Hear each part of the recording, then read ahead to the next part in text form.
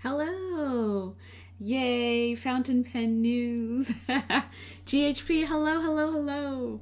Howdy, first time caller, Queen of Washi. Hi, welcome. Hello, everyone. Happy Wednesday. And hope your day is going well so far. I'm a little thrown off because it's a little bit later in the day than I usually stream on a Wednesday, but it is all good. It is sunny here. The weather is nice. And yeah, my week's pretty busy, but it's going well. Everything is right in the world because Brad, the pen addict, is streaming again. And also, his podcast is back with Mike. And so things are back to normal, things are back to routine. And I like that. I was beginning to wonder, you're like, where is everyone? Yeah.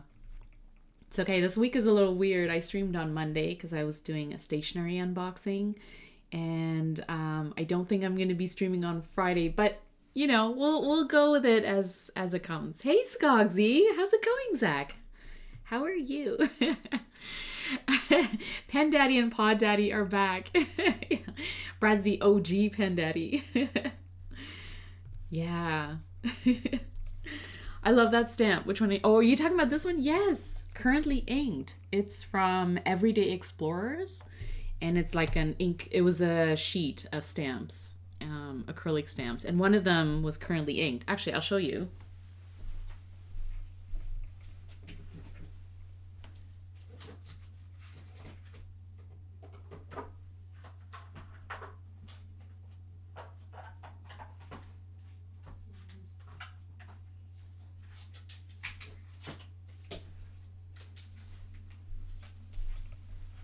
As I'm like digging out my stash.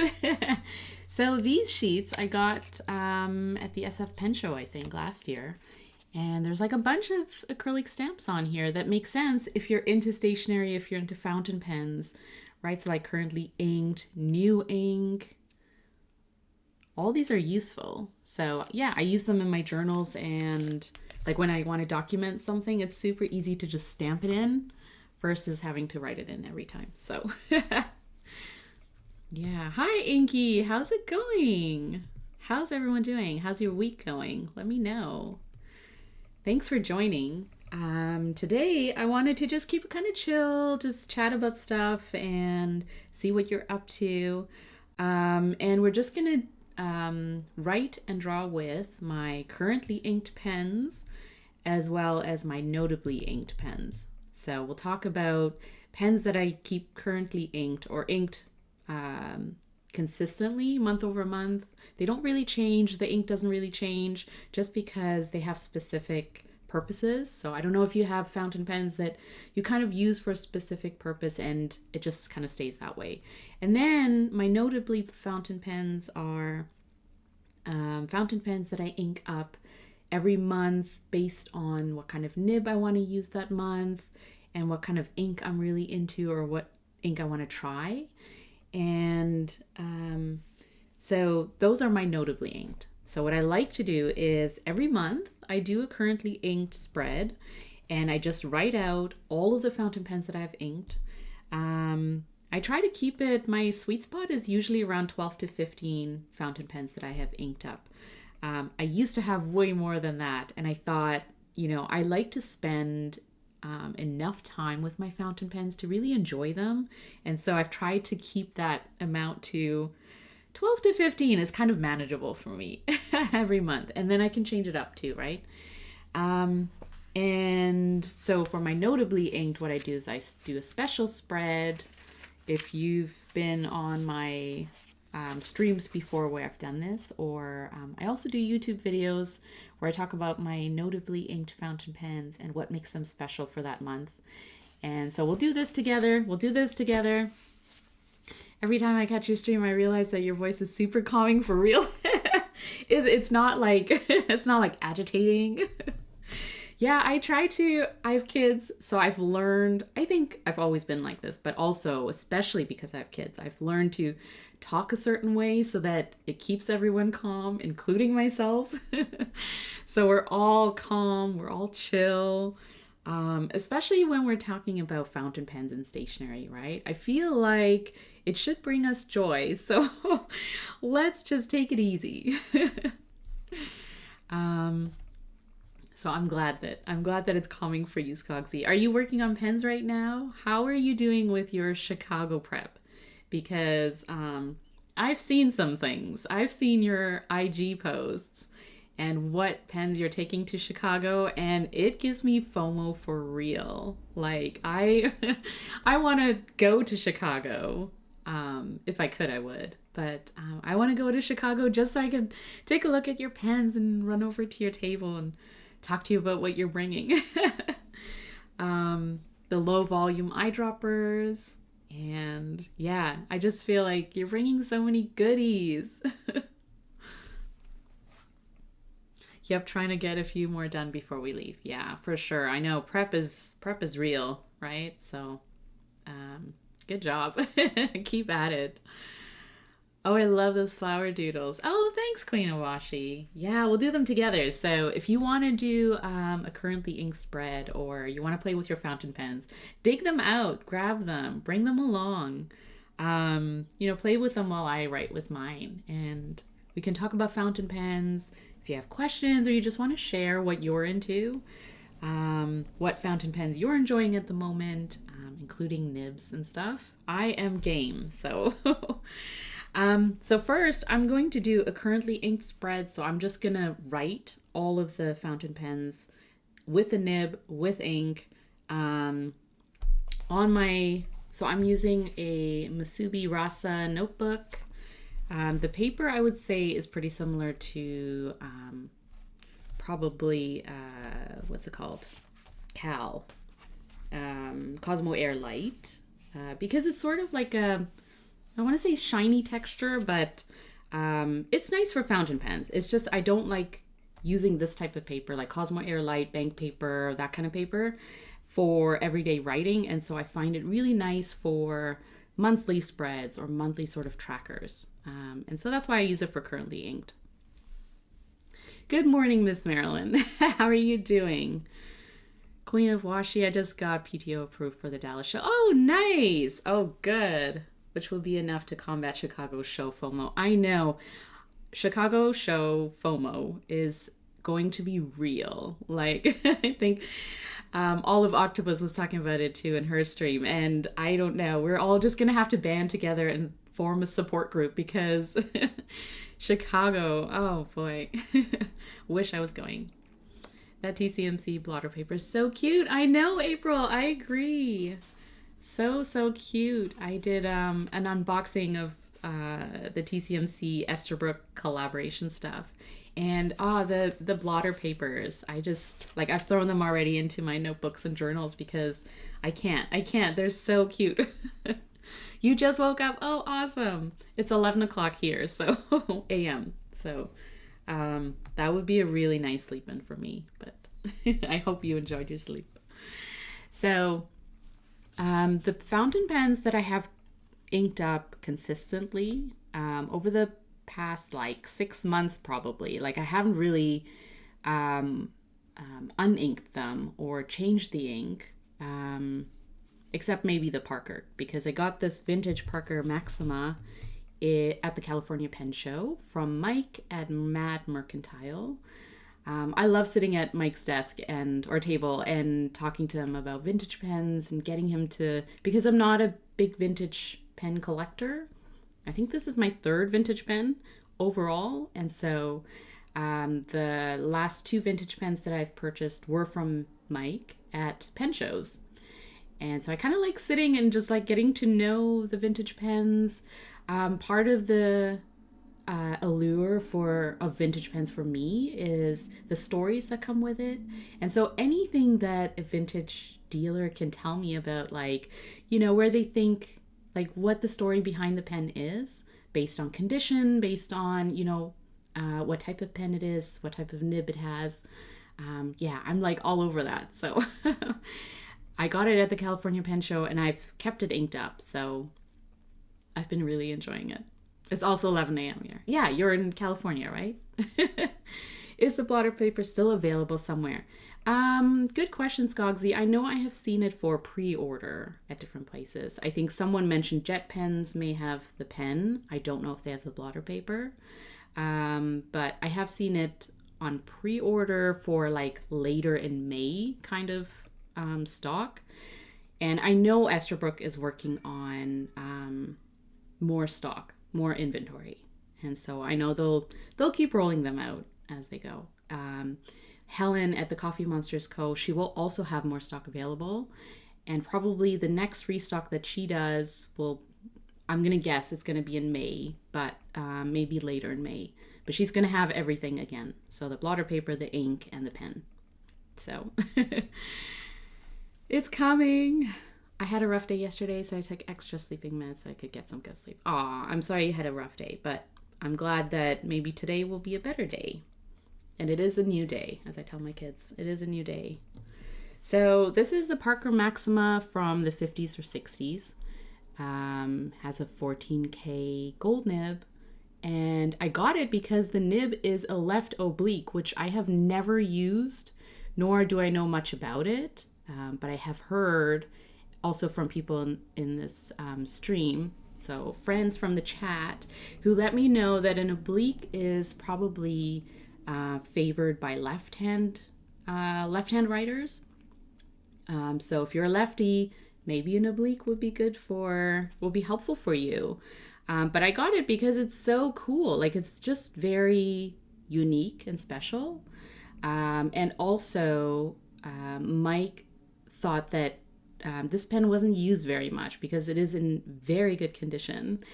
And so, yeah, I got it because it was so cool. Mrs. G's, hi, ciao. How's it going? How are you doing today? Miss Marilyn, you woke up well rested and happy. Oh, good. And ready to play with stationery, right? That's always a good day. I feel like if you have time to play with stationery, it's going to be a good day. So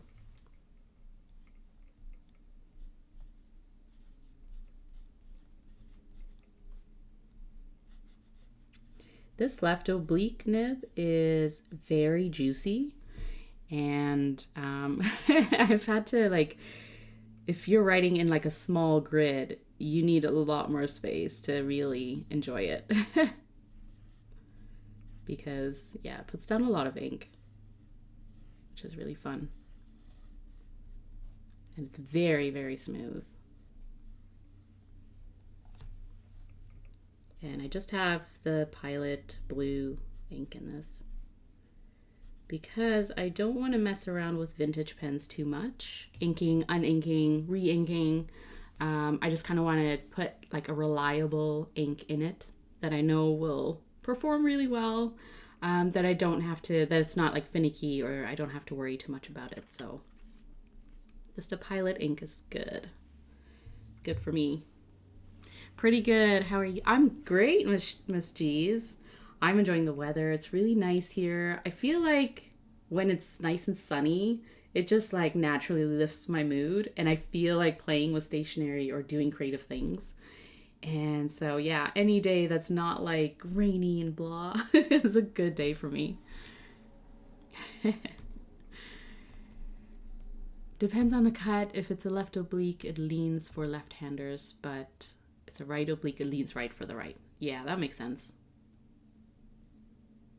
Yeah, you have to tilt the pen. So Mike also kind of mentioned that is like obliques are handier for people who have different grips or writing styles, and so kind of compensates for the way that you grip your pen. So I've been kind of playing with it in terms of like angling my paper a little bit more, or my notebook a little bit more, or angling my hand a little bit more, resting it in a certain position to make it feel more comfortable, and kind of having fun with it that way. So I do enjoy a nib and a pen that kind of pushes me out of my comfort zone a little bit, just because like it keeps things interesting, right? Just in general. They're meant to give people stub properties. Yeah, that makes sense.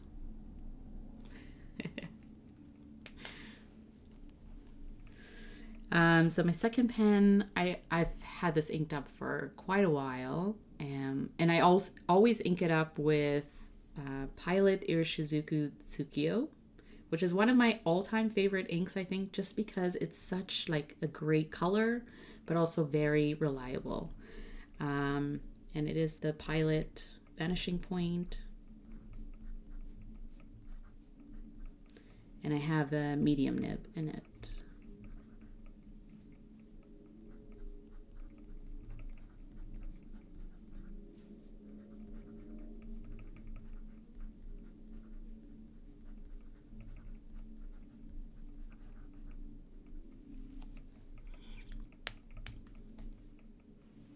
You have a bottle of Tsukio? Yeah. It's such a great ink. You also have Tsutsuji. Yeah, I have a sample of that. And that's one of the inks that's going away or have gone away, right? But I have a sample of that, and it's such a nice bright color too.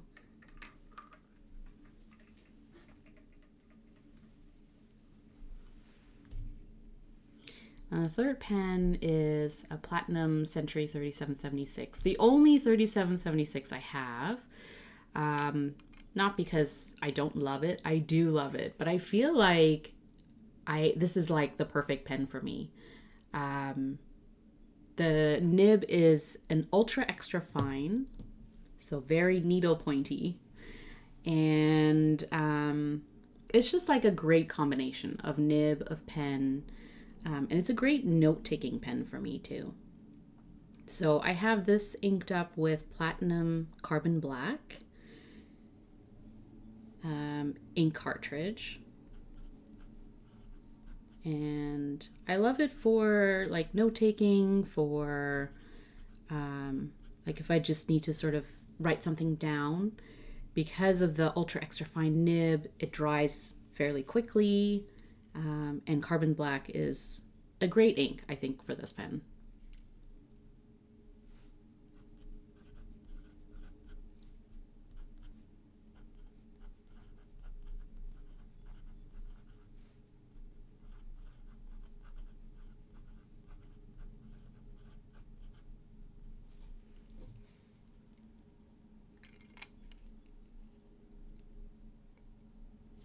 Use it for highlighting things in your journal. Yeah. I wish Platinum came with a flex nib. Yeah, that would be interesting. I would like that. I would try that out. Major Myth joined the club. Thank you. Whoa, 3 months in advance. I appreciate that. And I appreciate you. Major Myth, thanks for being here. That's amazing. And congratulations on your on winning the giveaway yesterday on Brad's stream.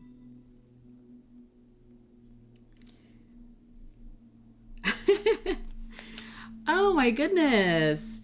Oh wow, Major Myth, you're gifting subs. Whoa. Hype train. Oh, that's amazing. You're so kind. Thank you so much. If you got a sub, let's thank Major Myth for being so awesome. Oh, that's amazing. Yay. That's awesome. And enjoy your emotes. The emotes that I added for, like the ones that you can use if you follow, are in honor of my cat Bayless.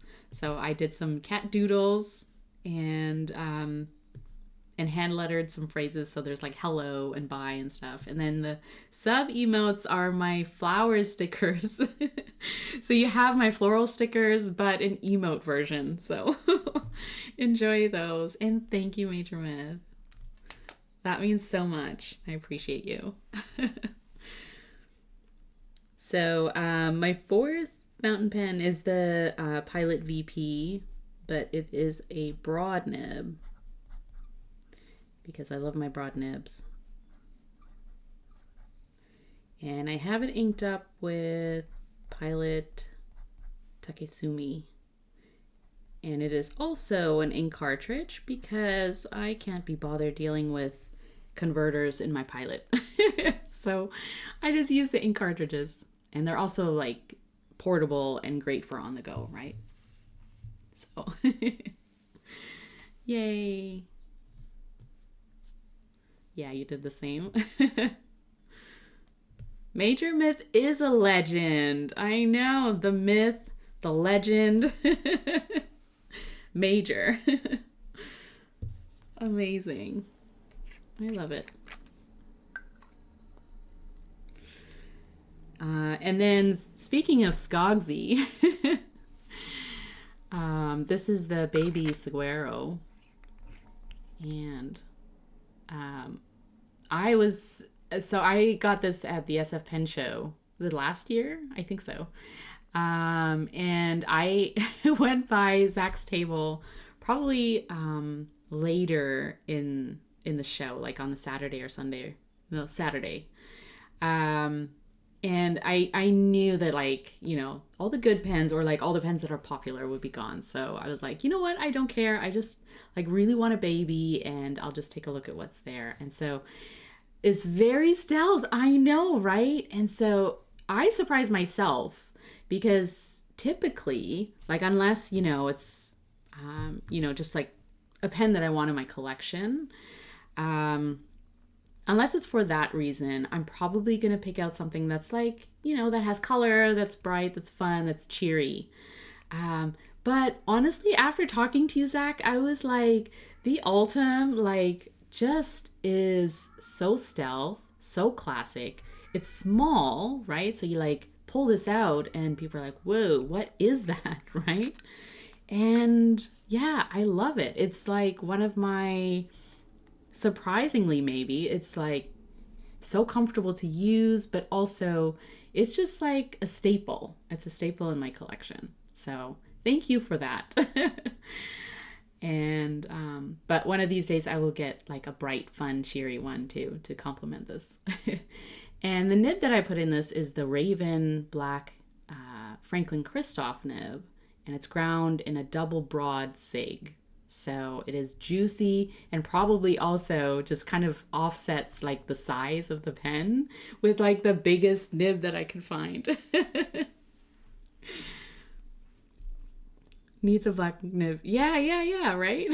For sure. That's how you have to do it. That's the way to go. That's the play that we're going to do with the stealth. Queen of Washi, you should be getting a washi delivery today. Oh, amazing. Where did you get the washi from? What kind is it? And that's super exciting. Oh, what a cute dark pen. Yeah, you think it speaks to your soul, Miss Marilyn? Yeah, it does to mine too. Plus, the Pilot Black cartridges are darker than Takesumi. I think I just did a little bit of Takesumi Namiki Black. Yeah. And fountain pen news, you're getting a vintage flex nib today? Whoa, yes, that would be exciting to play with for sure. Give it some flex. Yay. Hype train. Spill the tea. Oh, cute. We're spilling the tea. Maybe not all over our pens, but... yeah, I love this. I actually have to re-ink this pen.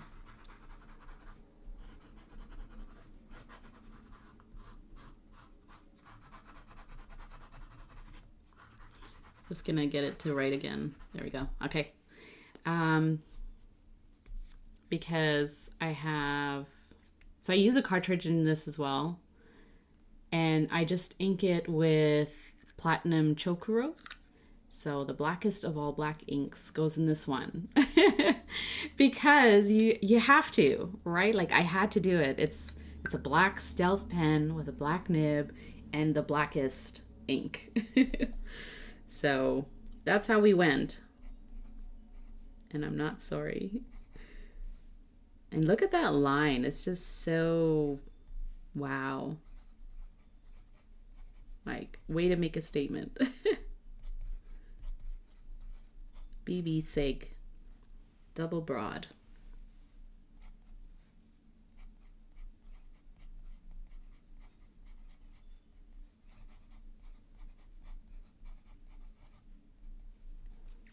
Such a comfortable pen.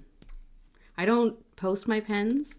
I'm not really a pen poster, but with a pocket pen and with this pen, because it just sits so comfortably in the hand, it feels like so natural. So love Chokuro. Yeah, me too. I know you have to be careful with it and use distilled water when you're cleaning, and just, you know, take a little bit of extra care with it, but it's just really, really nice. It is so dark.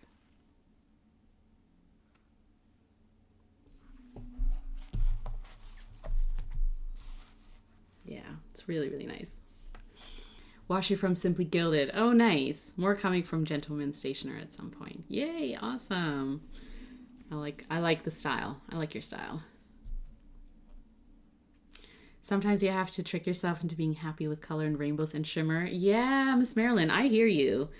Sometimes, you know, if I want to be super like bright and cheery, then that's when I take out the shimmer inks. When you see me painting and drawing with shimmer inks, it's because I need it. It's because I need it. So I feel like that's why shimmer inks are there, right? And they just give a little bit of extra happy. Washi days are always good days. Yes, Mrs. G's, you're right. So good. Okay, so those are my currently inked. They're just consistent. They are reliable. I love them. And I'm, you know, using them for specific purposes. So like taking notes or like on the go. So that's why these VPs are great, because, you know, you can take them on the go with you. Click on and click off and you're good to go, right? And then these ones, pens in here, are my notably inked fountain pens for April. And so I have inked them up, thinking about, you know, what ink I'd like to use. Sometimes they're samples, sometimes they're bottles that have been sitting in my drawer for a little bit, and I just kind of want to reacquaint myself with them, right? So I got a sample that I wanted to use, and so I threw it into my TWSBI Eco because it pretty much, like, it takes up almost all of a sample bottle or a sample vial. So I'm good to go for quite a while. And I have Kobe Lampwork Museum Maroon in this. And I'm starting to really enjoy Kobe inks because I don't have a bottle of it, or I don't have a bottle of Kobe. But I have started to sort of branch out a little bit more, and I've tried a couple of samples. And next time I'm at a pen show, and if Nagasawa's there and the table's not too busy, as it was at the California Pen Show, I will go and I'll pick out a couple of ink bottles, I think, because I really am enjoying the inks so far, the shades that I've tried. So this is the TWSBI Eco Cement Gray. I've had it for quite a while, and it is with a fine nib, which I tend to go for broader nibs, but sometimes I just, I take out my fines, my needle points, and this one I'm using for writing in my Hobonichi weeks, mostly because I don't want issues with the paper if I use a broad nib. So I took out my fine nib, and it's been fine in it. I haven't had any issues so far. So.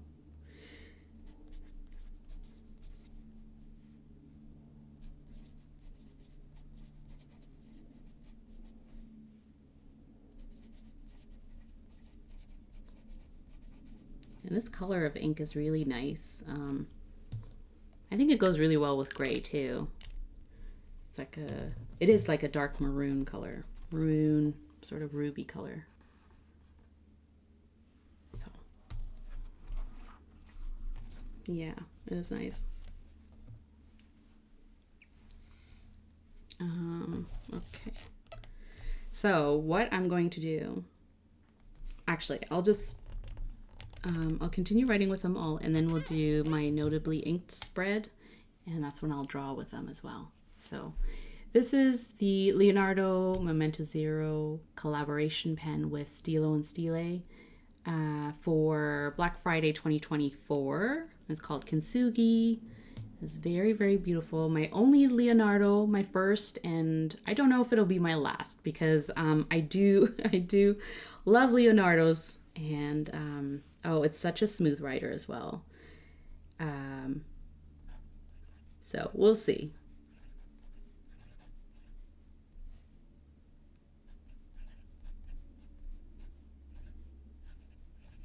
Yep.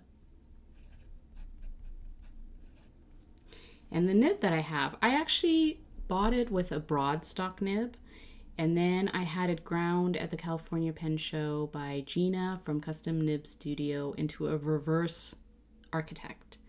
So on the correct side of writing, it writes sort of like a fine, extra fine to fine. And then on the reverse side, it writes like a broad architect. And it is one of my favorite nibs right now.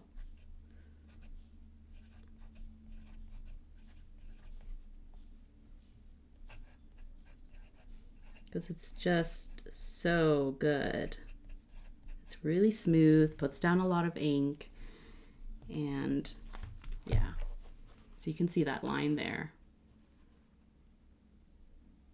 And the variation between going from sort of like a fine line to an architect, a juicy architect, is so much fun. And I have Sailor, Manyo, Ume in it. And this is a sample that I wanted to use up, and I thought it was a pretty good match to the pen. That too is a really nice shade. It's a dark, kind of like a dark brown maroon shade. Yeah. The only one I've done a review on is Kobe number 54. It wasn't very impressive, but it's nice. Interesting.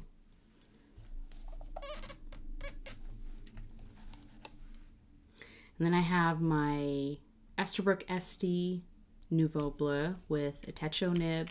I feel like I talk about this pen and this nib every time I do a currently inked video, because I just can't, I can't not have it inked up. It's probably one of my all-time favorite fountain pen and nib combination. The Techo nib is ground by CY for Esterbrook, and it's that line variation that is just so satisfying. And it writes really, really well. So I just keep throwing ink into it.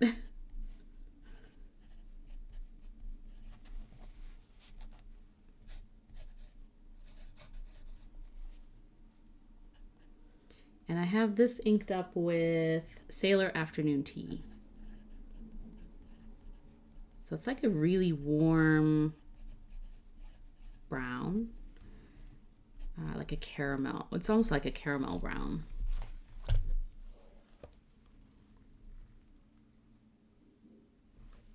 It's a really, really nice brown.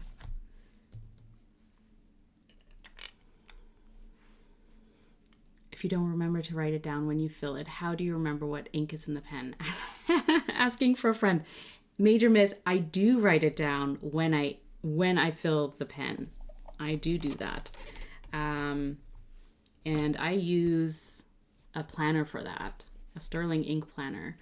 And in the monthly layout, I just use each box to write down what pen I have inked up for the month because of that reason. Because yeah, if I don't write it down in multiple places, I will constantly forget what I have. And then I even have a sticky of custom nibs that I have in rotation. And then notable is when I get new inks or new samples or new pens, then I just write it down here. And then at the end of the month, what I do is I do a review. So I'm not going to do it on this stream, but I usually do this state of collection, another stamp. right? And typically what I put in there is like my total ink bottles, total ink samples, total fountain pens. And then in that month, so when I do a review for April, I'll look at this and I'll jot down, okay, so like how many inks did I buy or get? How many samples did I get? And then how many fountain pens did I get? And so this is my way of like documenting it, right? It's documented here. And then here it's sort of like, you know, it's aesthetically pleasing to me because it's like listed out and I can sort of flip through month over month. I can see the changes. Or I can see also, the interesting thing is I can see month over month if I'm sort of drawn to a certain palette. And I find that usually over the fall or winter month, I'm into more warmer, neutral, or darker sort of, you know, earthy tones, earthy inks, versus like spring and summer where I try to ink up more brighter inks and more fun inks. And so it's kind of interesting to see it that way too. But yes, I totally get the not remembering, or like, especially if you're using a sample or an ink that, you know, you don't often use. It's a good way of remembering. It's just writing it down somewhere, right? If you write it down in your planner or wherever. Your new camera just arrived. Fountain pen use. It's a Sony, right? I think you mentioned it in another stream. I hope you get to play with it and have fun. That's always exciting. I love the variety of your ink nibs. Oh, thanks, Mrs. G's. Yeah, I try to keep a variety just because it keeps me interested personally in using fountain pens, right? One of the reasons why I got into it is because just like the variety of inks and colors that you can get in the fountain pen, like the different types of fountain pens, but also the kind of inks that you can ink them up with. And I've just gone down this rabbit hole of like journey of trying out different inks, but now I'm on this journey of trying out custom nibs, right? So like trying to make that experience really interesting by varying my like lettering style, right? Like trying out different writing styles, and whether it's like handwriting or printing or block printing or whatever. It's just really interesting to me that way. So yeah, the Sony, okay. That's a good one. Amazing. Awesome. My friend needs to empty all of their currently inked and start over, making a point to record when they fill. Yeah. Or just swatch your currently inked as it is now, right? Or your friend should do that. Is like swatch your currently inked as it stands. Oh, unless you forgot. Unless you forgot what inks they are. Yeah. Okay, I see. You can always do like a Slack post where you're asking people, what ink do you think this is? Let me know because I forgot. Although this is a good reason to be matchy-matchy with pens and inks. Yeah. You like the Mont Blanc Irish Green in the TWSBI Irish Green pen. Yeah, for sure.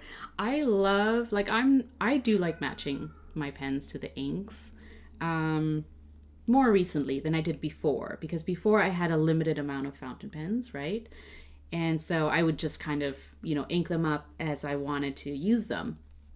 And now that I have a lot more fountain pens in my collection, I can be a little bit more choosy in terms of the colorways that I have, what kind of inks they'll match with, and then what kind of nib I want to play with. And I've started to sort of be more into nibs that I can interchange. So like number 6 Yovo that I can, you know, throw, like a Franklin-Christoph that I can get ground and throw into another pen, or that they can just kind of interchange, right, between pens.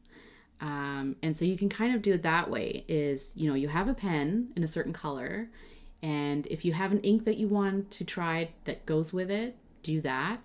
And then also, what do you want to use the pen for, right? If you have like, if you do journaling or note taking or any of those things, what kind of nib would be great for that, right? Like, do you need the ink to dry faster, so you're using a finer nib? Or can you kind of enjoy the ink that you're putting in and go with like a broader or stub nib or something? Oh, thanks for the bits. Yay. Cheers.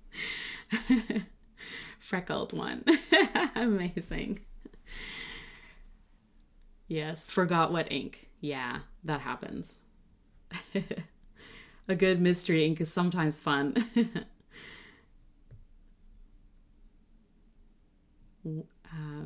Yeah, so many fun rabbit holes.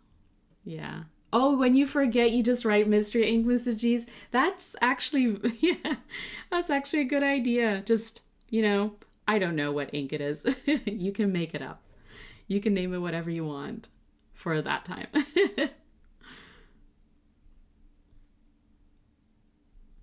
Yeah.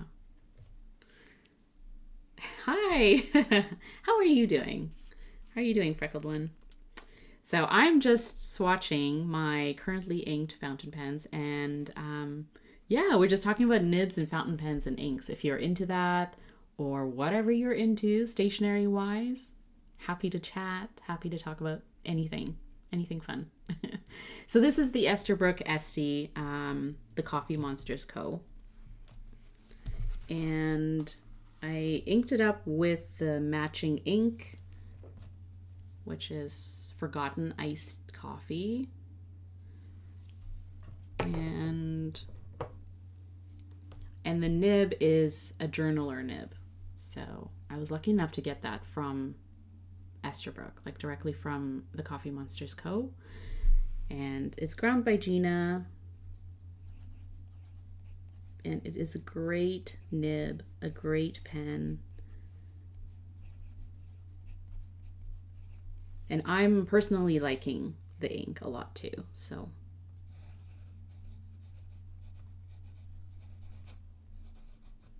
It writes really nicely in this pen.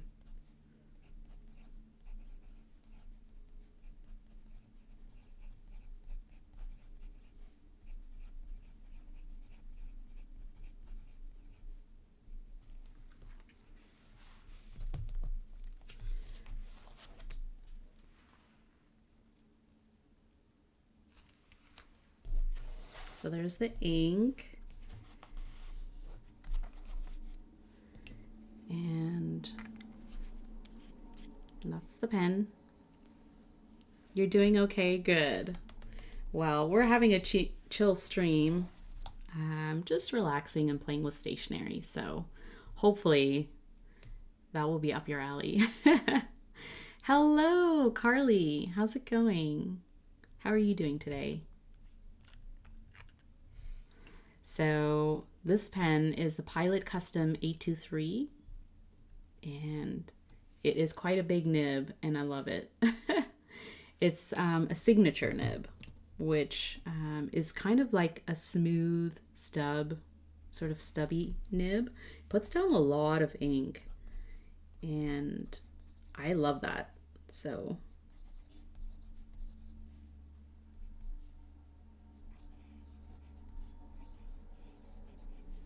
and it is like, it's very rounded in terms of like how smooth it writes. And have it inked up with Diamine Twilight, which is probably, again, like one of my favorite shades because like it's similar to the types of inks that I really like, Tsukiyo, the darker sort of blues, greens. I'm good. How are you? What case is that for your pens? Oh, good question, Carly. April, yes, I do. I have an Atlas box. Happy mail. So after this, we'll do a little bit of unboxing too.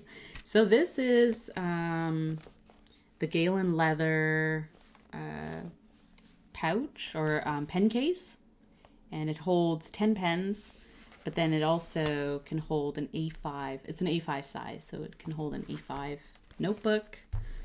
So it's very, very handy. And yeah, I love the case. It's very reliable, durable.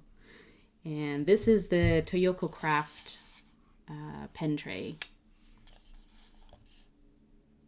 And it holds 7 pens. 6 pens. Can't count. It holds 6 pens, but yeah, and it's really, really nice too, right? Like really good quality. Is the signature nib like a broad or different somehow? Yeah, it is like a broad. It seems like it's a very juicy broad.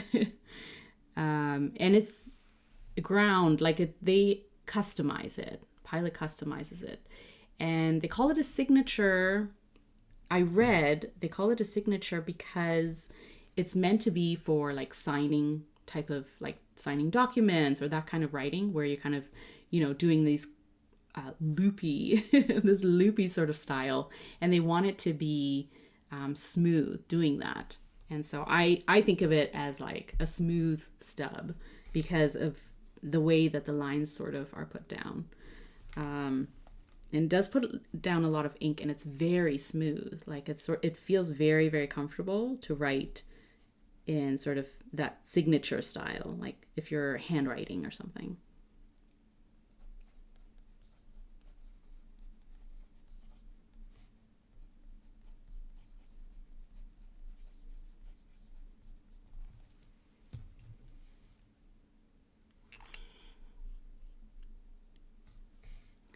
Is it just me or does everyone else start singing? I like, yes, I know. Big whatever. I like big nibs. I do in my head, Major Myth. Yeah, Mrs. G's coming in with your, with your emote. Amazing. I love that. So fun. Just the tip. Oh no. Oh, so good. I love those emotes, Mrs. G's. They make me laugh. So this is the Esterbrook Estie. And I got it with a broad nib, a stock nib, and I had Gina grind it to a journaler. So this is a broad journaler, which is a little bit, it gives you a little bit more of a line than the journaler that you would get from Esterbrook, because the journaler you would get from Esterbrook, still ground by Gina, is ground from a medium nib. And so you would get that medium line versus like if you wanted a broader line.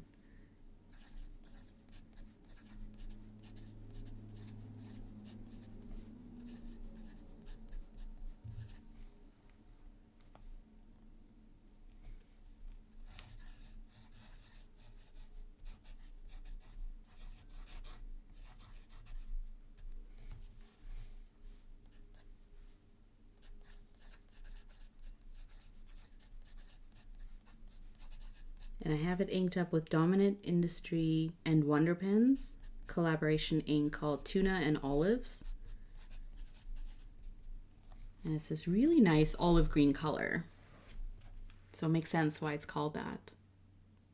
And Tuna is a shop cat, is a cat that is at Wonder Pens. So the owners of Wonder Pens have a cat called Tuna and also a cat called Chicken. And so their play on this collaboration ink that they made has either tuna or chicken in it. And they just kind of have fun with the ink names, which I love. It's just so funny. So Tuna and Olives is the shop cat and olive color. I love Wonder Pens too, April. It's such a cute shop. The owners are really, really nice. And so, yeah, if you're ever in Toronto, definitely check out Wonder Pens. I didn't know there was a journaling nib. Yes, Carly, there is. It's called a journal. It's called a journaler. It's ground by Gina from Custom Nib Studio, and it is a stubby italic nib. That's how Gina describes it on their website. So it's a stubby italic. And yeah, I would sort of characterize it the same way, is that it is a stub, but it's very smooth. And so your transition lines, like between your vertical lines, are a little bit wider than your horizontal lines, but it's not as, as obvious or as awkward to write with it. And so journaling with it, especially like as a daily writer, is very comfortable with a journal or a nib.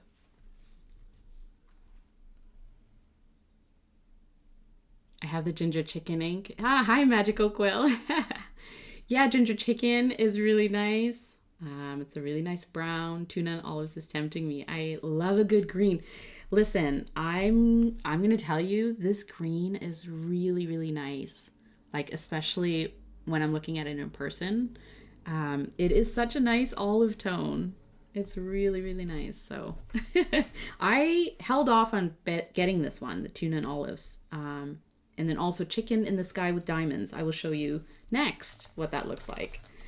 I held off on buying these two inks because I had gotten ginger chicken and tuna gray. And then I think a little while later they released two more inks, and I thought, okay, they sold out. And also I thought, okay, I don't need more inks. And so I kind of held off, but I was buying something else from Wonder Pens, and I saw that they had both inks in stock. And so I had to do it. And I'm glad I did, because they're actually really, really nice shades. So Tuna and Olives is this olive green, and then Chicken in the Sky with Diamonds is this teal ink. And so it pairs nicely with this pen, Franklin-Christoph 46. I think it's called Antique Glass, but it's like a really, really nice like sea glass type of finish. And the nib that I have is from Franklin-Christoph, but it's custom ground for them by Nagahara. It's a medium cursive italic. And I feel like every time I sort of talk about it, it is a little bit sharper or precise as a cursive italic. So a little bit more traditional if you're into calligraphy or that sort of hand lettering. So it will be a little more like, it takes a little bit of practice, I think, to really get the angle right. At least it did for me.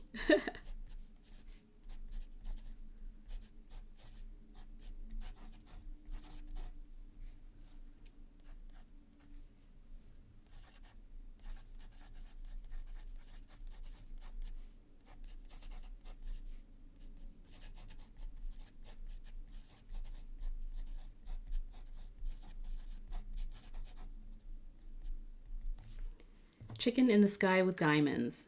It's a very long ink name, but very cute as well. So I'm just going to write Chicken in the Sky. So it's this dark teal color.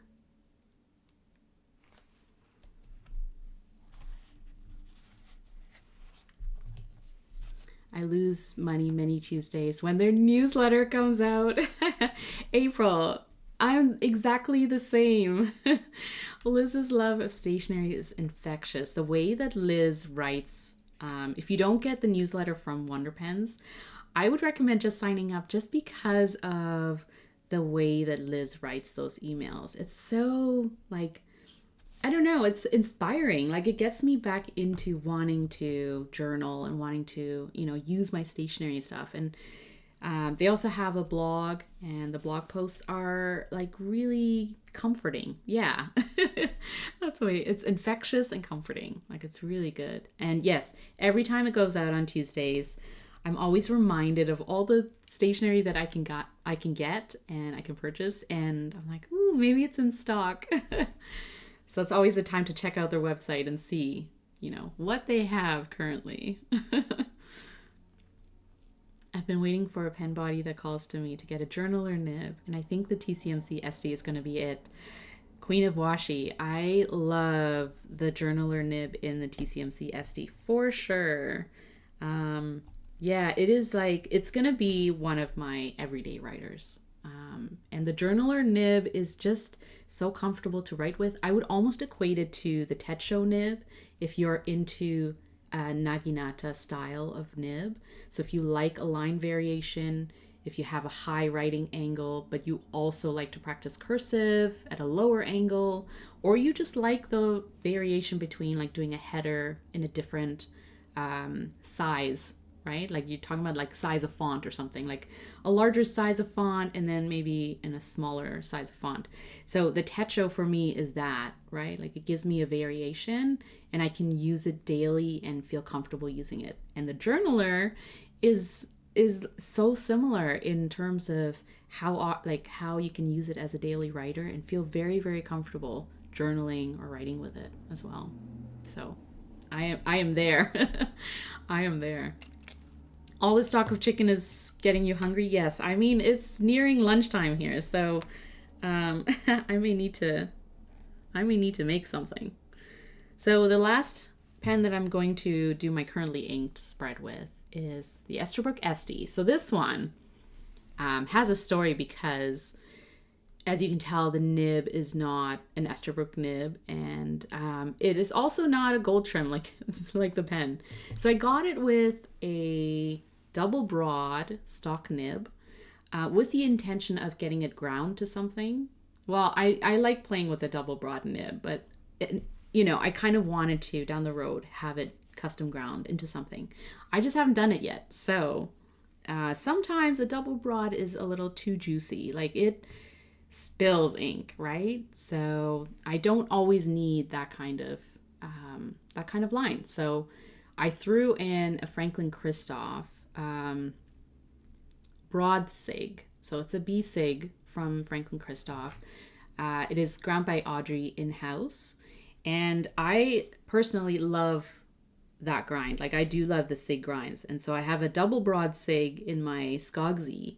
And then I love the broad sig for just like for writing, for journaling as well. So every once in a while I take out this nib and I throw it into a pen and I like it. I enjoy it.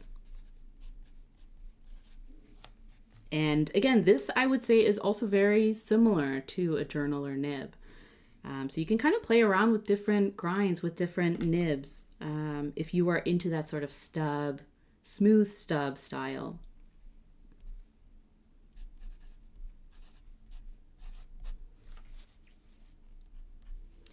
And I have it inked up with Bungabox, Tears of Alice, because it is probably one of my favorite bright teal inks. Like if I want to ink something up with something bright and fun and something that's like right up my alley in terms of favorite shades, this would be it. Because it's just so bright and nice, and I like teal. So yeah.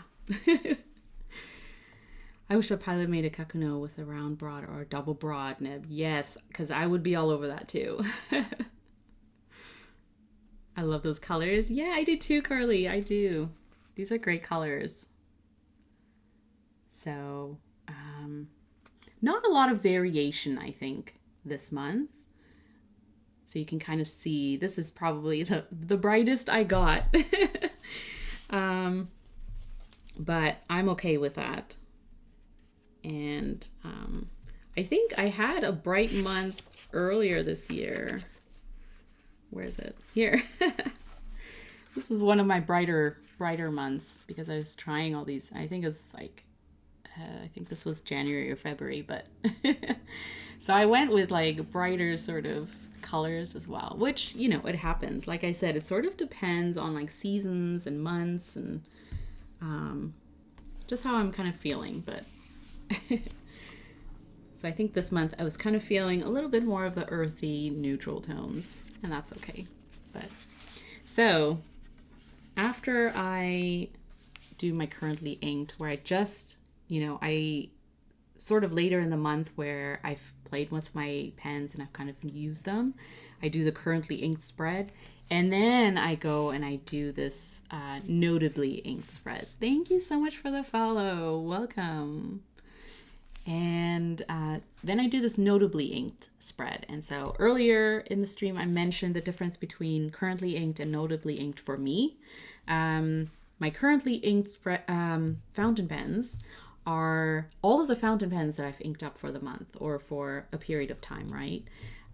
But I kind of like to spend a little bit more time on fountain pens that I've inked up specifically for that month, based on the nibs that I want to write with or play with, based on the inks that I want to explore. So it could be samples that I got that I really want to focus on.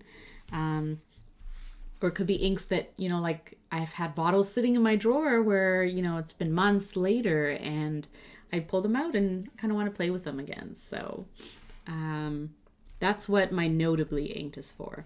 And so I try and keep my notably inked to a number that I can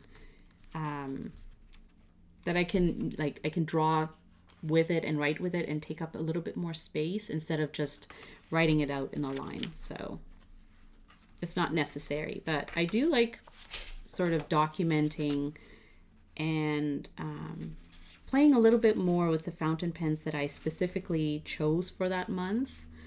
And if you're like me, then you might spend some time on thinking about matching your inks to your pen, or you spend some time thinking about the nibs that you want to write with and how you want to use them. And so that's how I kind of categorize them. So my notably inked fountain pens are these 8 for this month. And they change per month.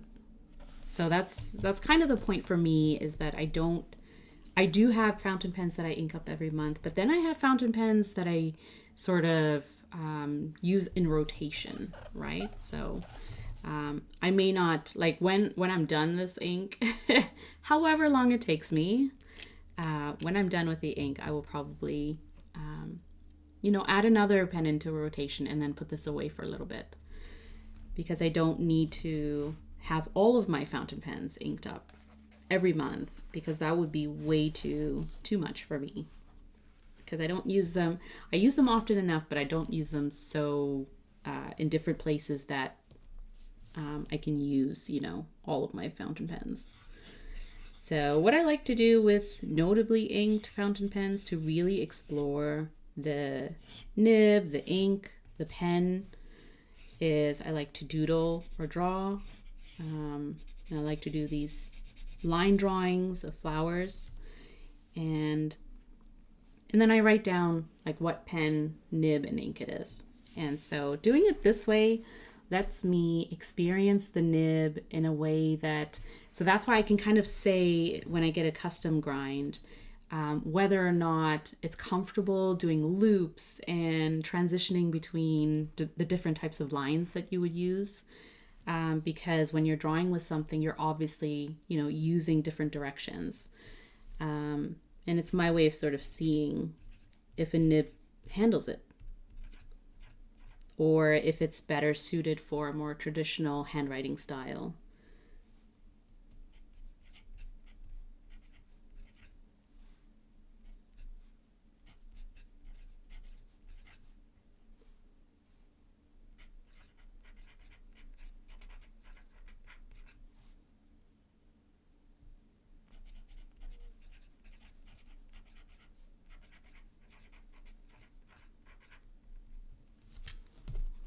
And the notebook that I'm using for this is the Everyday book from Galen Leather.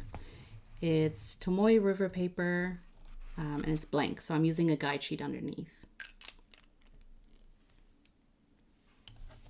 So that's the TWSBI Eco with a fine nib, and the ink is Kobe Lampwork Museum Maroon, which is a sample that I have. I really like it. It's a really nice shade. Yeah. Do you empty your pens at the end of the month? Oh yeah, good question, Major Myth. So it does depend. I try and use as much of the ink by the end of the month. Sometimes I'll go into the next month. Like I don't really have like a set date on when I clean out my pens. Sometimes I go into like the first week of the next month if it means using a little bit more of that ink. And usually I'm left with a little bit of ink, and I am okay with dumping it out. If I want to move on. If I want to refill it, then I'll refill it as well. So that has happened too. But if I kind of like, I feel like I've gotten the most out of it, I've enjoyed it in that month, I'm kind of good to move on, I do start making a list of the fountain pens that I want to ink up for the next month. And so I kind of get to the point like in the first week of the next month where I'm kind of like, okay, I'm ready to move on. Like I'm ready to play with new fountain pens. And so if I have a little bit of ink, I will dump it. If I have a bit of ink, I will paint with it. So I'll just put it into a paint palette or a little glass vial and have it on my desk. And it's kind of a reminder for me to either use a glass dip pen or a regular dip pen, like a Kakimori nib, and draw with it, or I'll paint with it. And that's kind of like using up my inks that way as well. How many pens do you have? Carly, I have about 70 fountain pens, give or take. I think probably a little bit higher than 70, but like 72, let's say. And I also am going to unbox 3 fountain pens today. So yeah, I have about 70, and a majority of them are from when I first got into fountain pens. And so I have Lamis, I have a Platinum Preppy, I have a couple of Pilot Kakunos, I also have a few TWSBI Ecos. So I think I have like 5 or 6 TWSBI Ecos in different nib sizes. And that was like when I first got into fountain pens, I probably really got into them in 2020. And when I first started, I got sort of the, the more affordable on the lower end fountain pens, because not only did I want to experiment with them and see if they were something I could see myself using for a long time, but I also wanted to play with inks, find the ink shades that I liked. And then I also kind of wanted to try like what kind of nibs I was more into. And so I started with extra fines and fine nibs because those were the nibs, before I started using fountain pens, I used like gel pens, and the sizes that I was using were sort of the extra fine sizes. So like 0.38 was my go-to.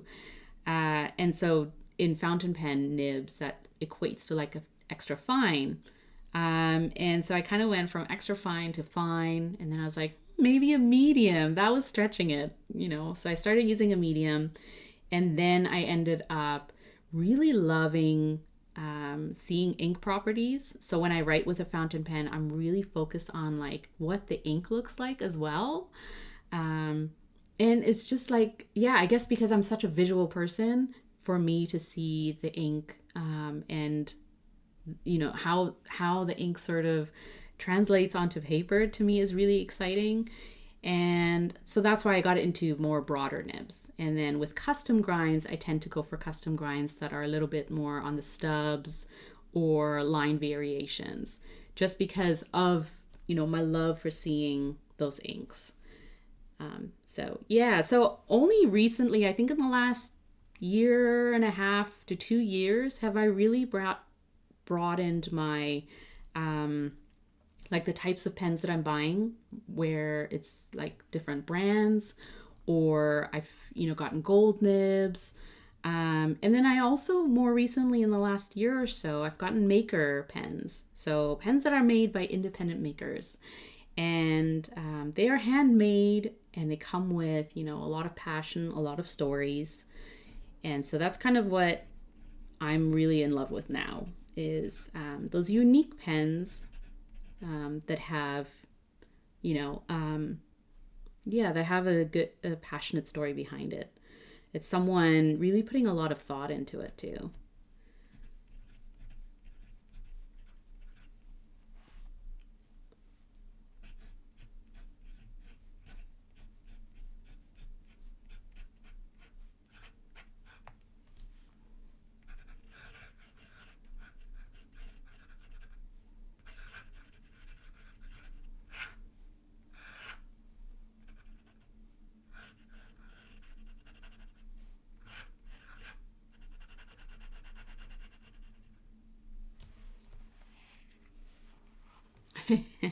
Cool, yeah. You just did the math and you have 96 fountain pens, Miss Marilyn. Wow. I think for me, oh, I didn't write the ink.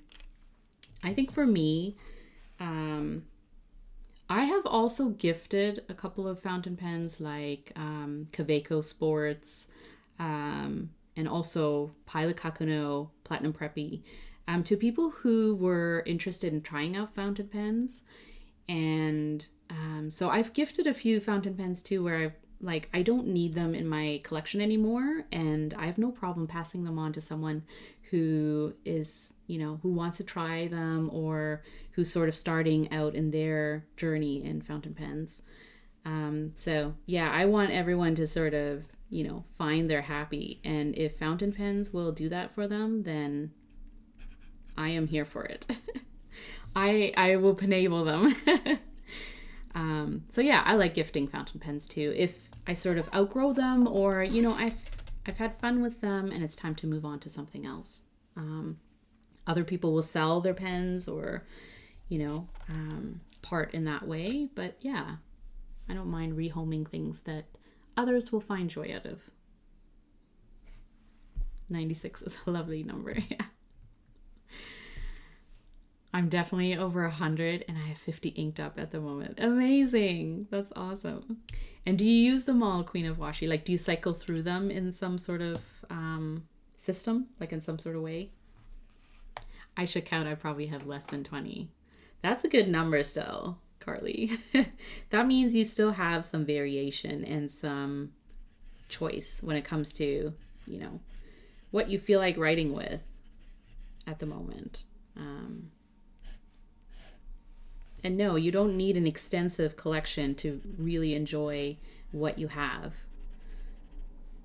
And you can also be one of those people who, have a ton of, who have 100 plus fountain pens, because it's your collection. It's your hobby. So have as many as you want.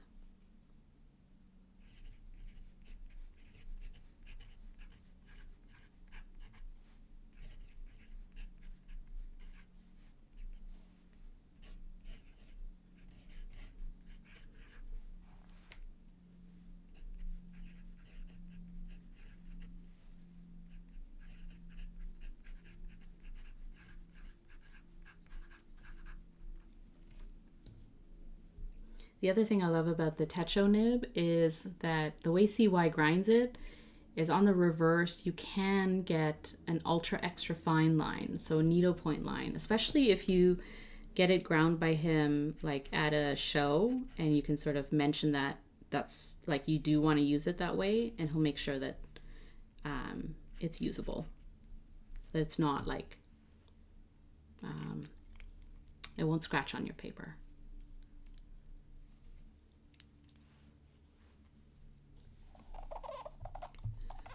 Or your spouse allows. Right, Major Myth? It's if they ask, how many pens do you have? Just go with a good, even rounded number. I have 20. It's all good. So good. Or the best one is oh, how much does that cost? And you're like, don't ask questions that you don't want to know the answer to. You have 16 and 6 inked. Oh, great. That's a manageable number, I think. I mean, you can manage any number, but yeah, that's a good number. And do you have a favorite pen, Carly? System does, ooh, that looks pretty today count. Hey, Queen of Washi, that 100% does count, because I kind of do the same in that, of my notably inked, the majority of them I use for long form journaling. So just getting my thoughts out. So stream of thoughts, stream of consciousness. And I tend to do that in the morning when, my mind is sort of sifting through different pieces of information. And I just kind of need to get things down on paper without filtering it. And so I obviously use one pen at a time for that kind of writing. And I will look at my pens and I'm kind of okay, who am I going to write with today? Right? So I 100% get that. And it's totally what ink do you feel like writing in that for that day? What nib do you feel like writing with, right? Like that's part of the joy of having a collection or more than one, is that you get to choose. So I'm there. I get it.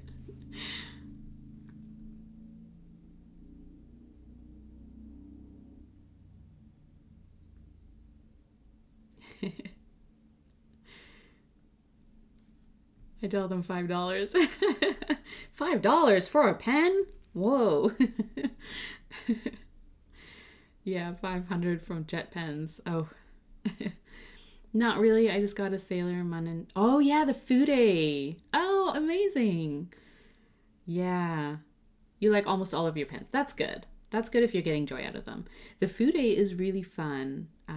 I have one as well. It isn't inked up right now, but I have inked it up before, and it's a great artist.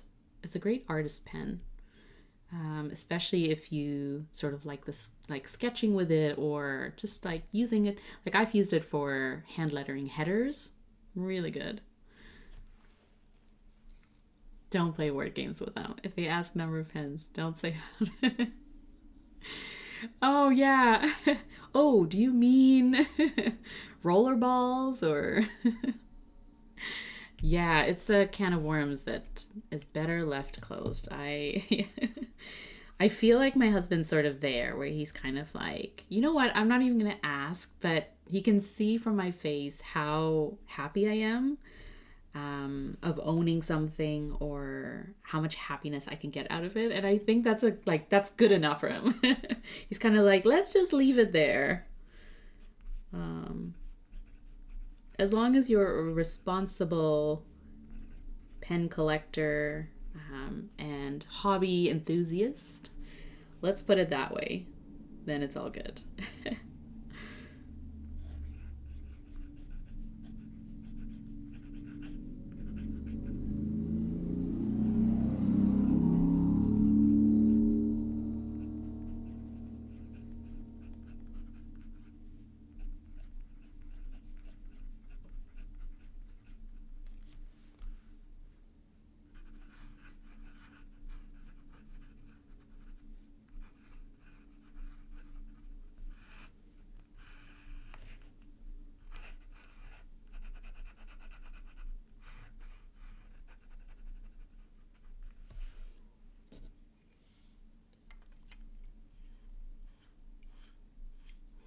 The one that I don't like is my Amazon Basics. Yeah. I mean, Amazon Basics, right? Like it is pretty basic. And I feel like it's a hit or miss. Sometimes some things are like, okay, I can use this. But other times it's kind of like, you don't understand the mechanics. Yeah. Oh, I forgot I got new pens at a store event yesterday. Oh, Teal pens. Ooh, yeah, those are nice. Those are nice writers. That's always fun too.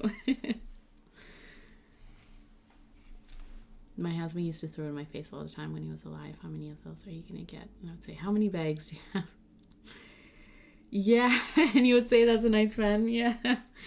Yeah, right. I think everyone has, everyone's sort of drawn to certain things, and especially when you're collecting something, like if you're drawn to multiple of one thing, it can get pretty intense, right? You kind of feel like you have to have more and more and more, and for whatever reason you want to enjoy them, and there's different variations of it, right? So yeah, I can see that. I think we all have sort of the things that bring us some kind of joy or some kind of fulfillment.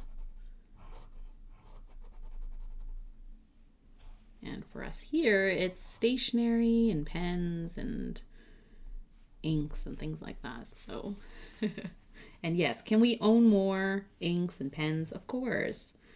But we kind of have to make those decisions based on what's important to us and priorities too.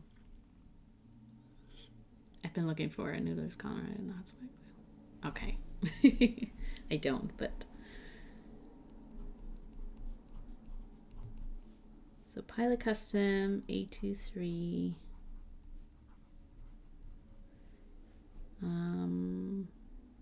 This is a signature.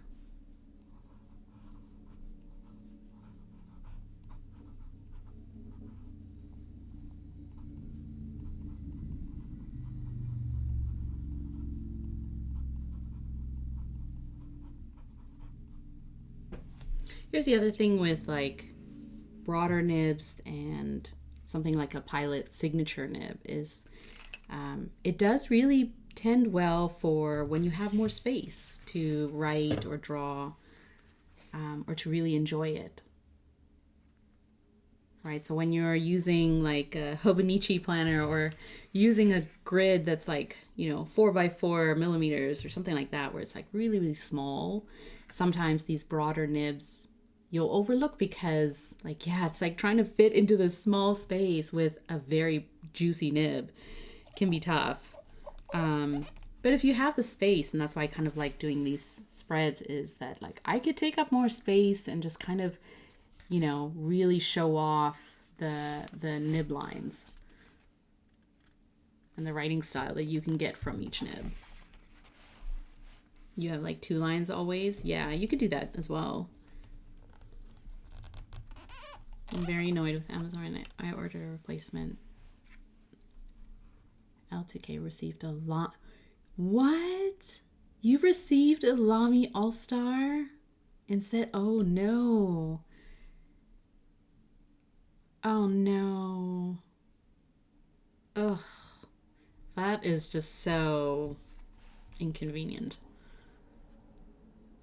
Oh no, yeah, you're 140. I mean, you paid for Lamy 2000 and you're getting, It's not even one of those situations where you're like, fine, I'll keep this. It's not, the price difference is so vast that it's like not worth it. You're not paying that much for a Lamy All-Star, right? So yeah, I feel you, Major Myth. That sucks. Not a great experience at all.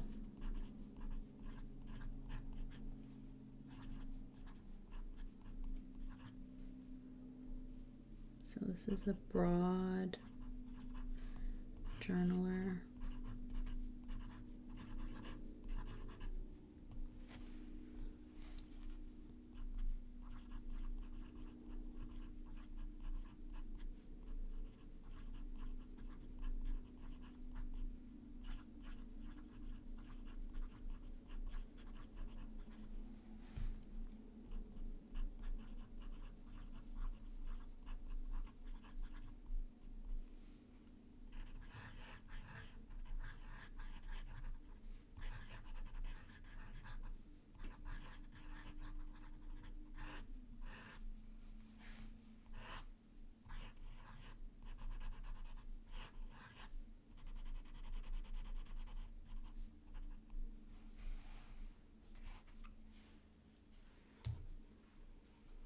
A used Lamy All-Star with an empty cartridge? Oh no, so someone returned that one and then they just sent it to you? Ugh, that's terrible. That's the worst. Oh man. Well, I hope it gets sorted. That's like such a terrible experience. I hope you get what you want. At least at this point, it's like, you know what, just give me my money. Carly, is anyone here doing the Chicago Pen Show? Yeah, you just learned about it and debated going. I've never been to a pen show. I live like an hour and a half away. Yeah, if you can get to it, I would say the Chicago Pen Show is going to be off the hook. You need to go. But seriously, if I could go, I would go because the Chicago Pen Show I think is going to be a fun one in terms of who the vendors are going to be, like your choice or the very variety of vendors that you'll have available to you, whether it's stationery or fountain pen. And then also I think Chicago is sort of in the in-between of size of show. And so it's not super small, but it's not a mega show. And so if this is your first time, this might be a good one to kind of get your feet wet in terms of like, you'll be able to see a lot. And you'll meet a lot of people too if you're, if you want to. And yeah, it'll be a good size. And I think it will be really fun. So if you can get to it and it's not too inconvenient for you, I would recommend going to the Chicago Pen Show because it is going to be a good one. It's an awesome... yeah, Skogsy can tell you. It's an awesome show. I would drive many hours to get there. Hey, if I could get to Chicago from Vancouver, so driving all the way across Canada and down, and I would do it. I wouldn't. I would fly there. But if I could make that timing work, I definitely would. Maybe another year. No, it's a good one. And then also you have Atlas Stationers there. And so they're going to be at the show as well. So you can always meet with stationery shop owners that are somewhere in Chicago or close by to you maybe.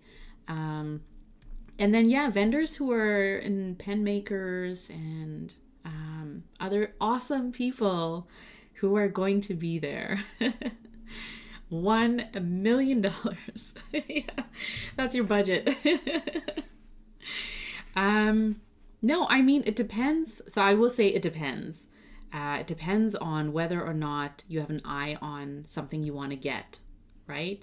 But if you are just going to experience a pen show and maybe pick out like 1 or 2 pens or 1 or 2 inks, the thing is they can add up. And so, you kind of go there with something in mind and then you see all these things you can touch, feel, talk to people. What will probably happen is that you're kind of overwhelmed with the amount of things that are available to you that you maybe didn't know that you had access to. And so I would kind of budget with at least like 1 or 2 pens in mind if that's what you want, if you want to pick up a pen. And then also maybe budget like an ink or 2, because that's what one does, right? You pick up a pen and then you pick up inks. Bailey will tell you. Hi, Bailey. What's your budget for... I'm just kidding. But Bailey's going to Chicago Pen Show. And we're telling Carly that the Chicago Pen Show is worth going to. There's also a place to find replacement parts for vintage. Yeah.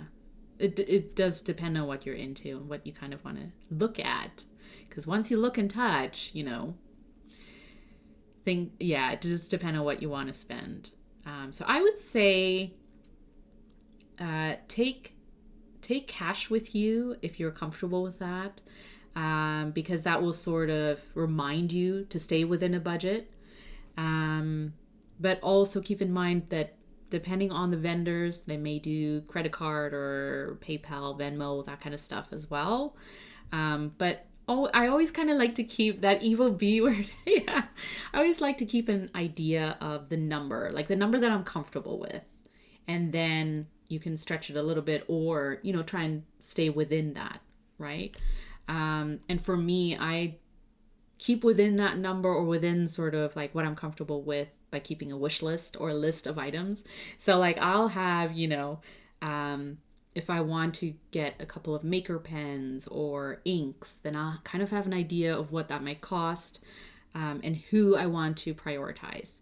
If I come close to my B word, if I come close to the budget that I had in mind, then I will start a wish list for next time. And I kind of go, you know what, I'm good with what I have right now.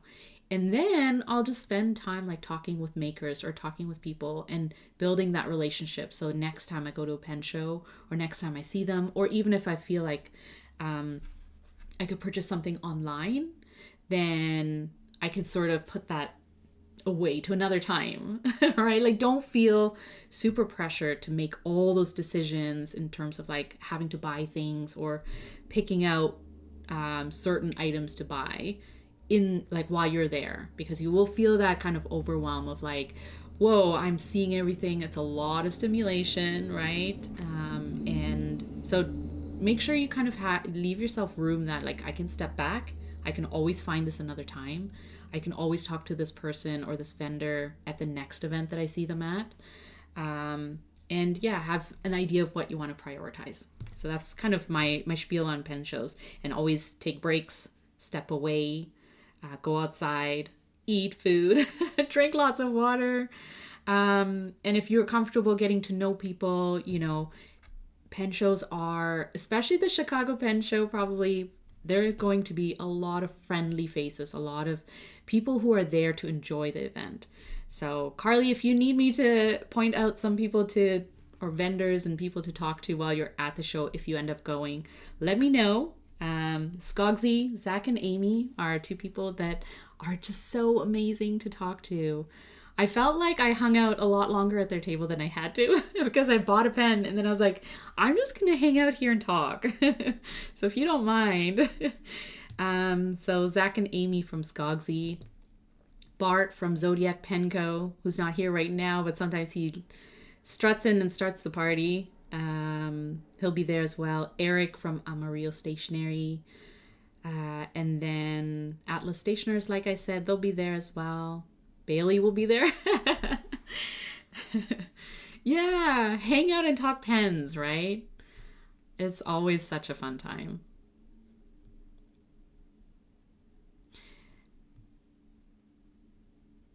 Yeah, Bailey, you would love to meet people. Someday we'll meet as well as at a pen show.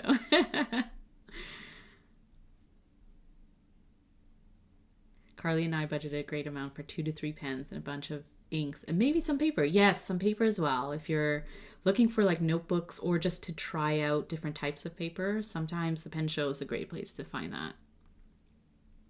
And what pens you're eyeing. Yeah. I'm taking cash for some things, but not all because yeah, exactly. Yeah. Worried about the safety of it. You know, you may not feel comfortable taking a bunch of cash with you, and that's fine. Or at least have a number in mind so that if you're if you're charging things, putting on credit, at least you have a number that you're comfortable with, that you're like, you know, if I get close to that number, I think I'm okay. Like, I'm good.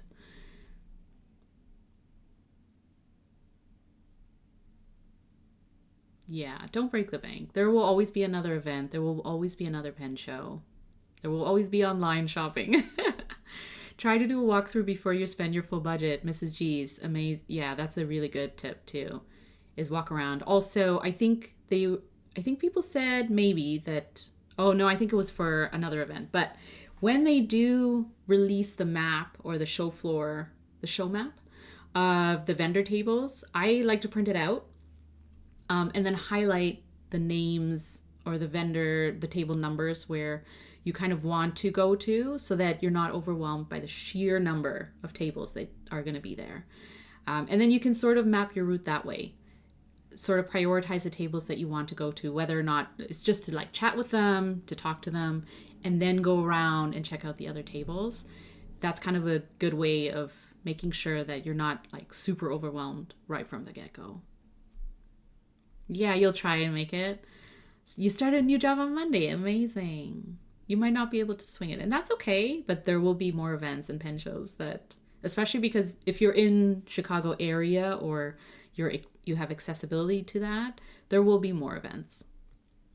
Yeah, Bailey, you're excited to meet Zach and Amy. For sure. Yeah, they're amazing. It's okay to go and hang out too. Yeah, if you can just make it to one of the events to just hang out for a little bit, that's also fine too. You can find people like Lisa from Olive Octopus and just play with inks. Try inks, do ink swatches. Yeah.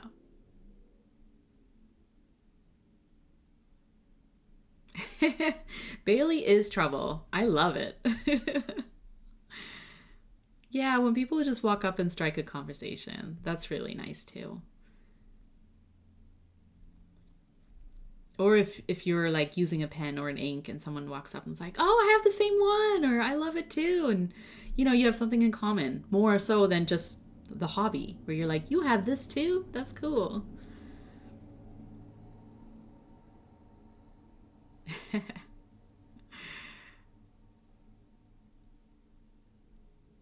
Yeah, a simple backpack or a simple pouch or a tote or something that's easy to sort of manage with the crowds and stuff like that, or walking past people for sure.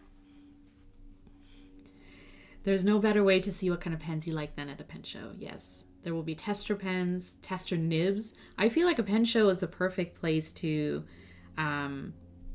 try out different nibs and update my list of nibs that I want custom ground. And also you can get a nib custom ground.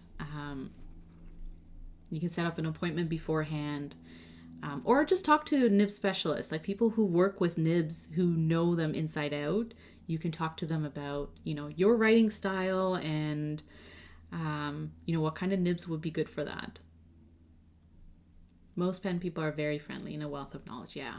At least the pen people that I have met and hung out with, for sure. Yeah. Very friendly, very inviting, and don't think twice about like going up to someone and like talking about pens, especially if they're at a pen show, right?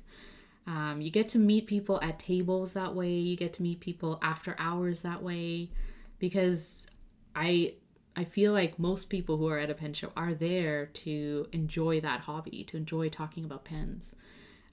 Because that's where you could do it, right? Like we're talking about like spouses or, people in our lives that may not fully understand the intricacy of being into a pen or being into, fountain pens and inks. It's like sometimes we need these events where we're like, that's all we talk about. And sometimes other things, but like that's mostly what we're talking about is like, the pens we're enjoying, the inks we're enjoying, our wish list of more inks to get. Yeah, test out all the grinds. Bailey, I'm trouble, but I'm also very shy and introverted. I feel like if I met you in person, we wouldn't be able to stop talking about like pens and all that stuff. So I think it's also partly like you have to find your type of people, right? Who are also very comfortable talking about certain things and stuff. And it'll be like, when you meet, like I have met people before in person who I have talked to online. And the first time we meet, it's like, we're like long lost friends. It's like just so comfortable because you have already met, right, online, and you've already talked and you sort of think the same way about stuff. And so it feels very comfortable and very, comfy, cozy. Some shows even have ink swatch tables so you can see what colors you like. Yeah, Mrs. G's. I love that at the SF Pen show where they had like tester tables or like ink testing stations.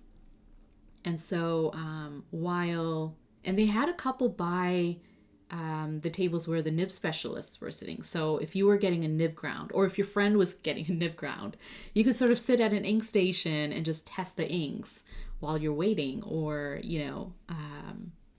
as you're kind of like just sitting there, or if you wanted to take a break from the show too, sit at an ink testing station or go to like the lounge area where people like Lisa will probably be sitting there with their inks, playing around. And I'm talking about every time I mention Lisa Olive Octopus, she shows up.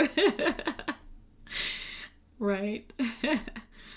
I usually have a couple of stack nibs at my table that people can try. That's good to know, Skogsy. Not for sale, but it's nice for people to get to try them. Yeah, especially because, like, if they're getting a pen, right, they can think about what kind of nib, what kind of grinds they might work towards, too.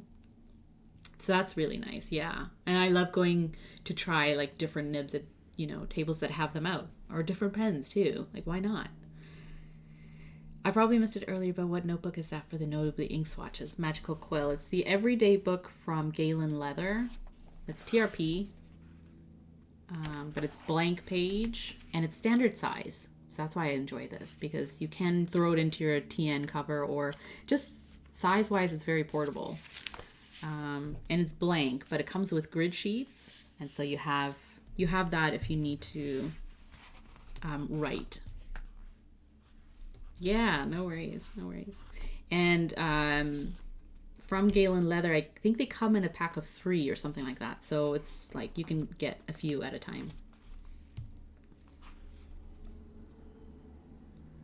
being around people who are as into you, who are as into you, who are into things as you are. It doesn't have to be exactly the same. Was wild the first time. It is incredible. Yeah, I agree, Olive Octopus. Like when you meet people in person, right? And then you kind of like just launch into conversation about things. It's like so natural. Like it feels, because you connect on something on some level, all of a sudden it just feels like you're on the same wavelength, right? Like it makes conversation a lot easier, a lot. Like it's like I'm not, so contrary to what it might seem like, I'm not great at small talk.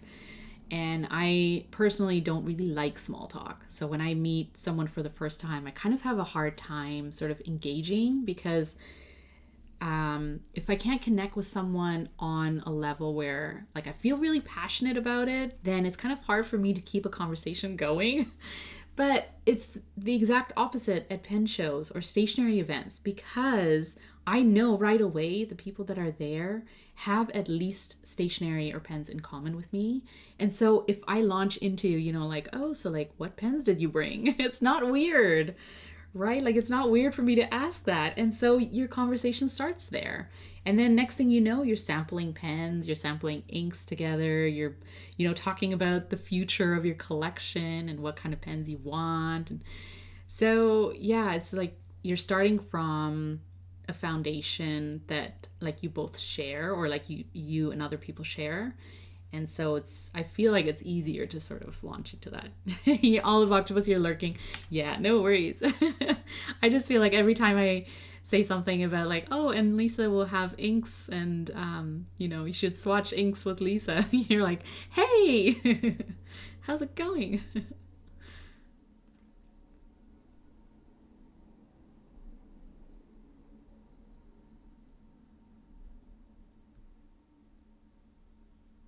Next meeting in 20 minutes. Yeah. That sounds super fun. Yeah. It is for sure an experience, I think. Yes. Olive Octopus. Hey, I know you when I saw you in line. When we were in line for a glass dip pen at the SF Pen Show, literally standing like right there. And then you turn and you're like, hey, I know you. Yeah, we're like, wait, who are you? Yes, of course. And I was like, yes. And then I think you took out ink swatches. You're like, hey, I have some ink swatches.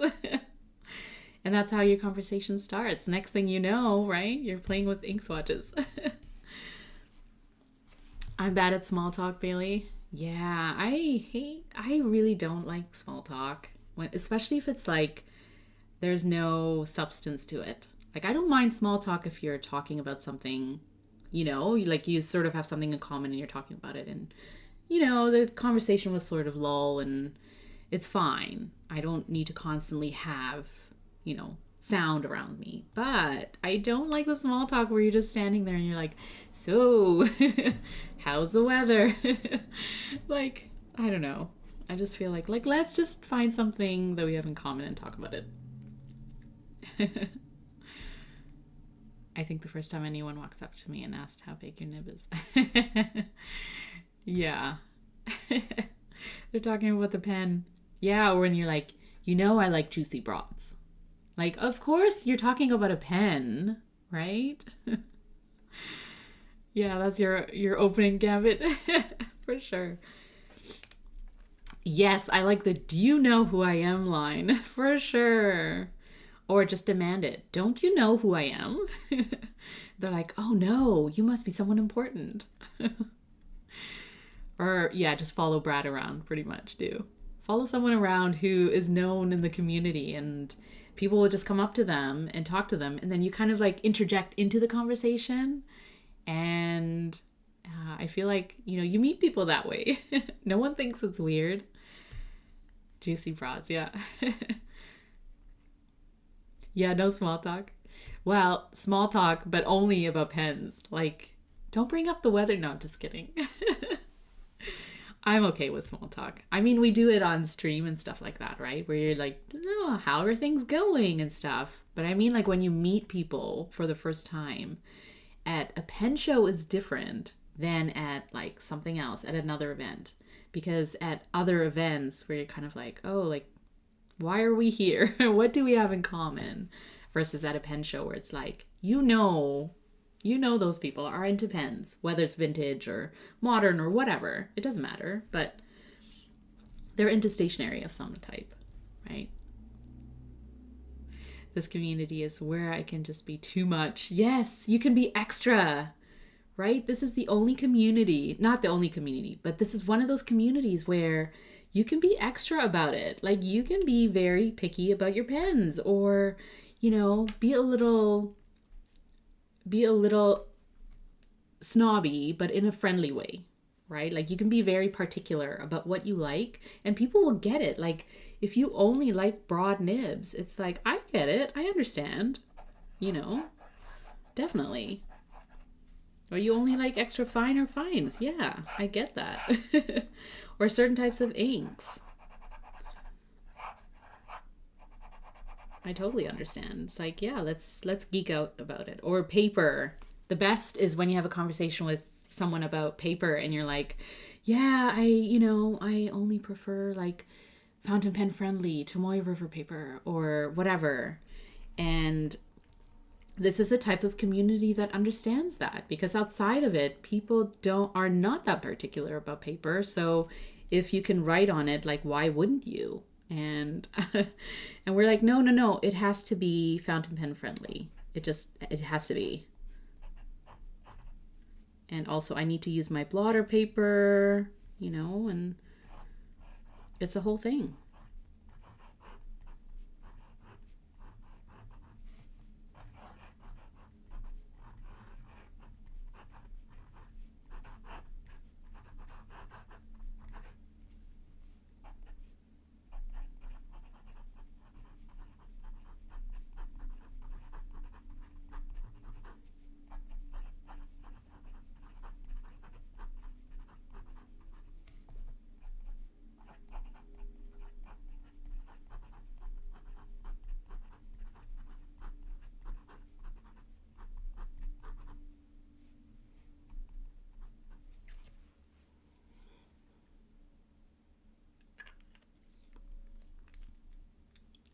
If I'm too much, go find less. Yeah, Queen of Washi, that's right. If I'm too much.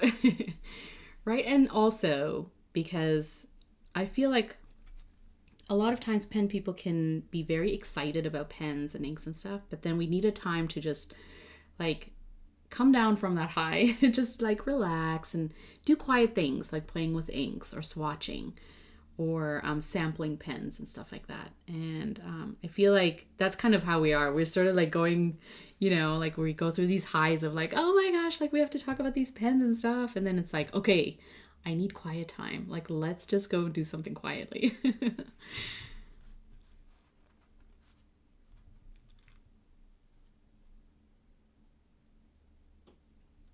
Yeah, I would gladly talk about fountain pens, ink, and anything stationery. Because my husband is like, enough. Yeah.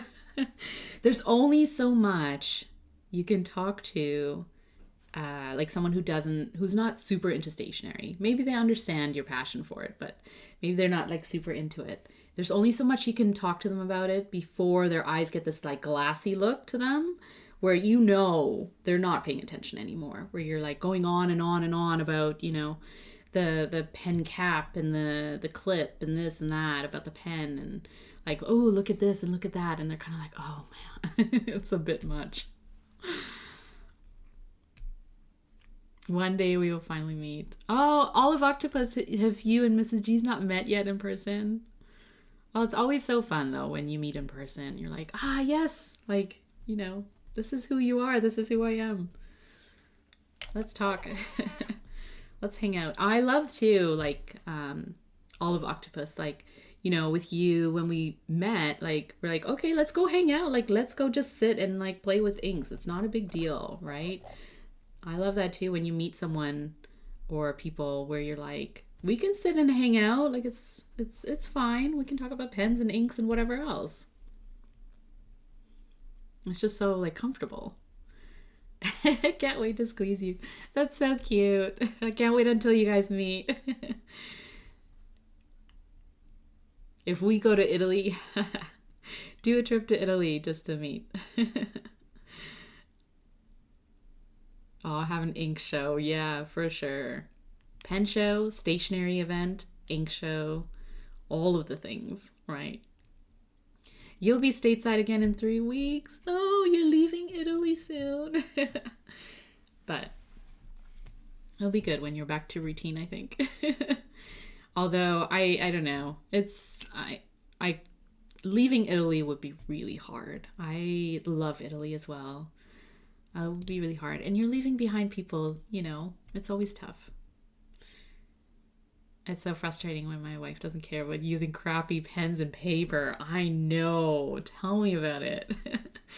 I got my husband into the Hobonichi Jetstream, like the multi-pen from Hobonichi, a few years ago, probably like 3 or 4 years ago. So when I started getting like Hobonichi planners, and I would get the free pen, and I was like, I think the first time I was like, oh, you're into like ballpoints and like, those types of pens. You're into multi-pens, right? Try this. And so he tried it and he was like, yeah, this is pretty good. I was like, please, please replace your other ballpoint pens. I will get this for you every year. I'm okay parting with my Hobonichi pen if that means my husband's using a nicer, something a little bit nicer. Yeah. And I also buy him Leuchtturm notebooks. So he's not using like freebie notebooks, like swag notebooks that he gets like from random places, right? I try to. He's into stationery without knowing that he's into stationery. So if someone that he knows asks him like, oh, well, what pen are you using? And what notebook is this? He knows. So my last pen in my notably inked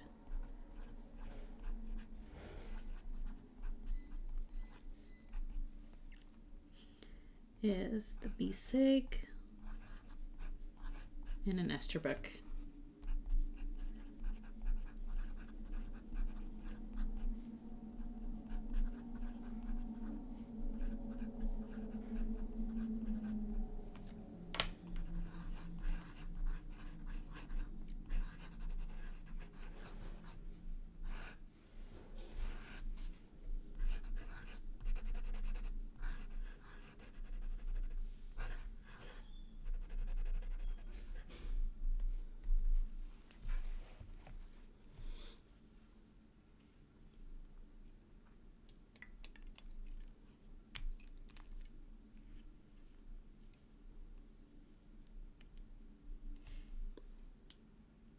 You like to be sarcastic with your pens. I threw out the ballpoint pens in our kitchen drawer and replaced them with Uniball 1 pens. Yeah. Yeah. April, I've done the same where like I keep like pen pouches in like different drawers around the house, and in them I have like, nice fine liners, nice pencils, like Jetstream, multi-pens, and other, gel pens where it's like if my kids or my husband like wants to grab like a pencil or pen, it's like at least use something that's like a little bit nicer than like the freebies that you can get. Yeah. The little wide pens from Uniball, it's the Uniball 1, right? Yeah, the 1P, yeah. They're so cute and they're portable, so you can throw them into drawers and it's fine. My new guy's now into Leuchtturm for his journal and is contemplating a second FP. That is promising. He loves all the ink. Yeah, lean into it, Queen of Washi. Just here. Maybe not in an overwhelming way, but like slowly just. Yeah, I'm good with Leuchtturm journals, right? Like they're good. They're good journals. They're good notebooks, and they come in different. Like I get my husband like a grid lined, different styles too, so that he's like interested. Oh, meeting time. Oh, and then post office before it closes. Have a great day, Olive Octopus. Appreciate you. We'll see you in the next stream. Or see you tomorrow morning if you're streaming.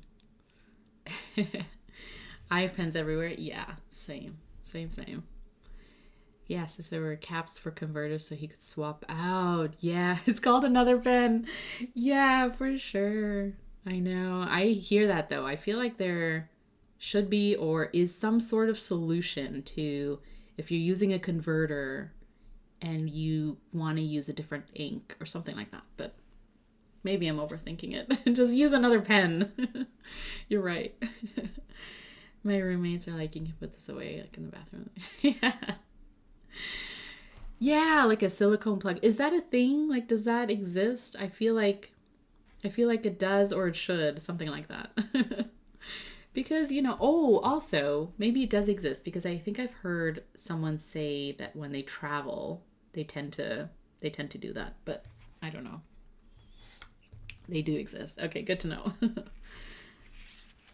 I haven't needed a use case for that kind of thing, but I feel like, there could be press and seal could work. Yeah, there could be like times where you could use that. The Mahjong A2 came with one. Oh, interesting. Or a little parafoam. Yeah.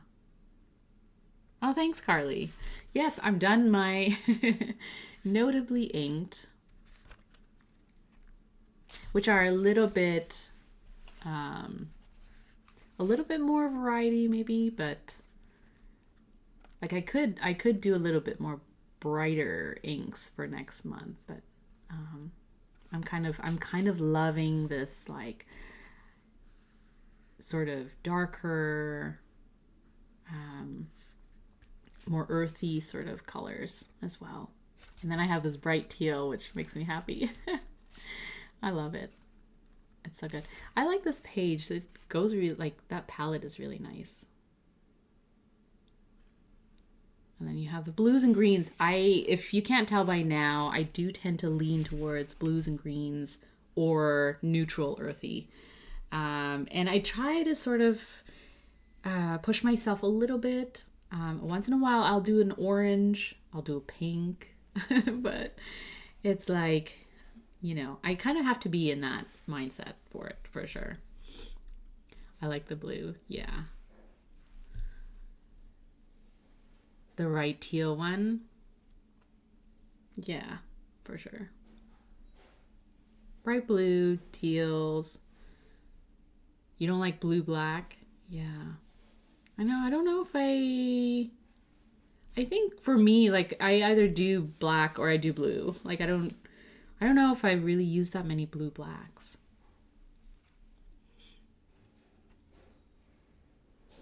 I'm enjoying ume across from tuna and olives. Yeah. Yeah, they do look nice together. Yeah, that's awesome. Those two would go for sure.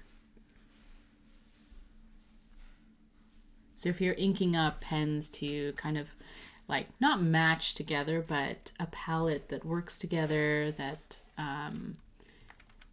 sort of complements each other. Yeah, those two are good. I like that.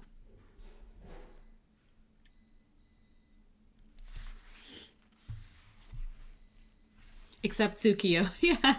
Yeah, that's true. Yeah.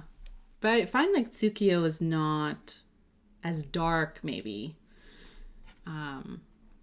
I think the blue blacks where it's like really dark, they lean more black than blue. That's where I'm kind of like, like I'd rather just use a black then. But yeah, that's a good point. Tsukiyo is a good one.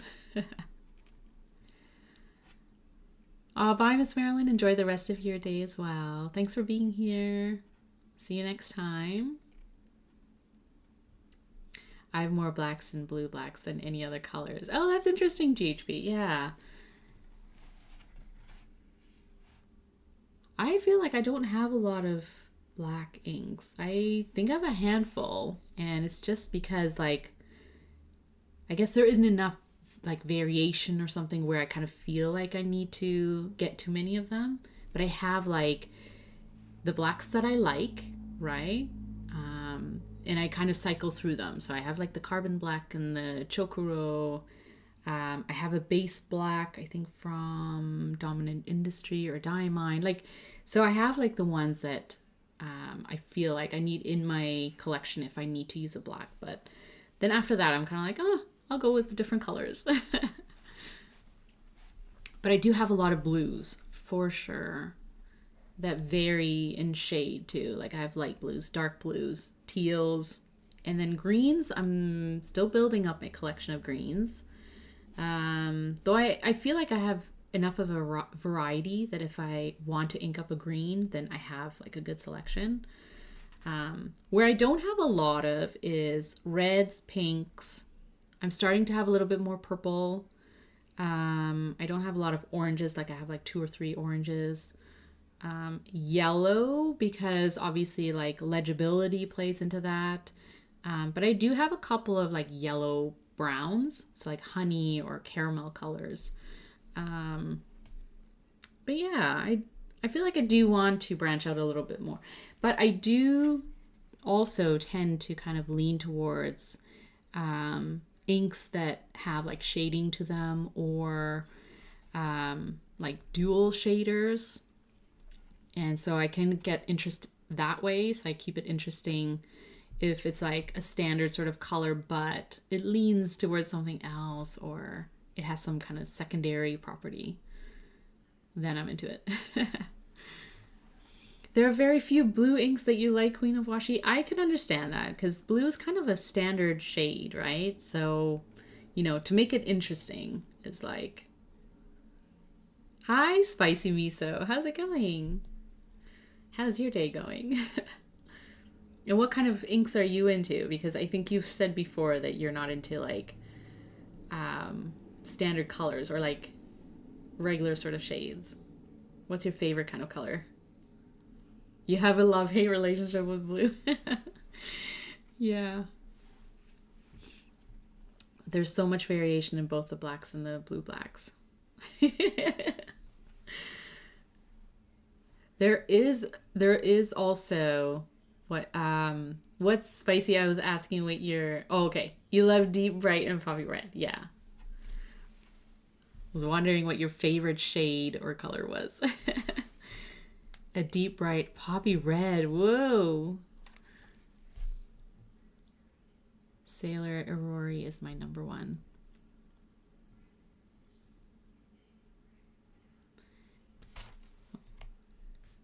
Yeah. Deep bright would be very, very nice too. There's a lot of, I think the other thing is there's a lot of like blue inks available, so that there's a lot of choice. And so you get different variations and stuff like that from that color. But I'm finding a lot more like purples,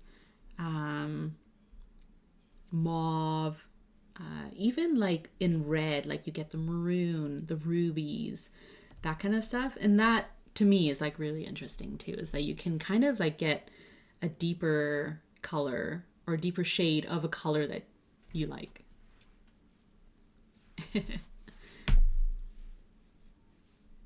Red can be such a controversial color in the fan community. Yeah, that's true too. It's dependent on mood. Yeah, that and brown. Yeah, browns actually. Browns are nice too. Different types of browns.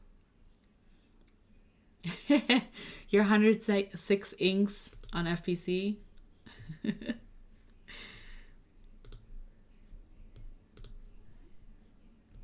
Ah, nice.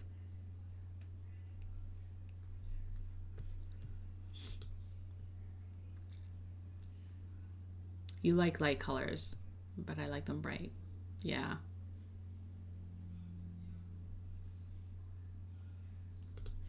Let's see if I can...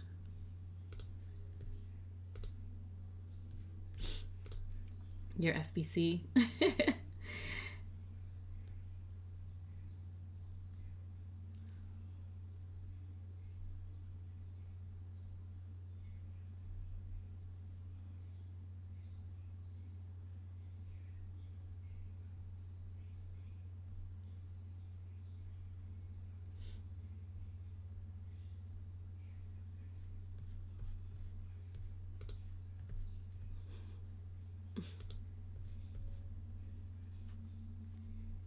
Okay. I'll say this, I'm often open to trying new stuff. Yeah. Oh, okay, this is Irori. Irori. Hold on. Oh, wow, that is nice. That's very, yeah, very vibrant. It's very vibrant. I like that.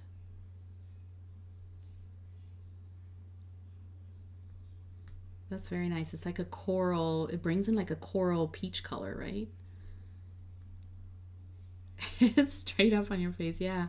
It's very, very bright for sure. But I can also see that it would be very fun to paint with.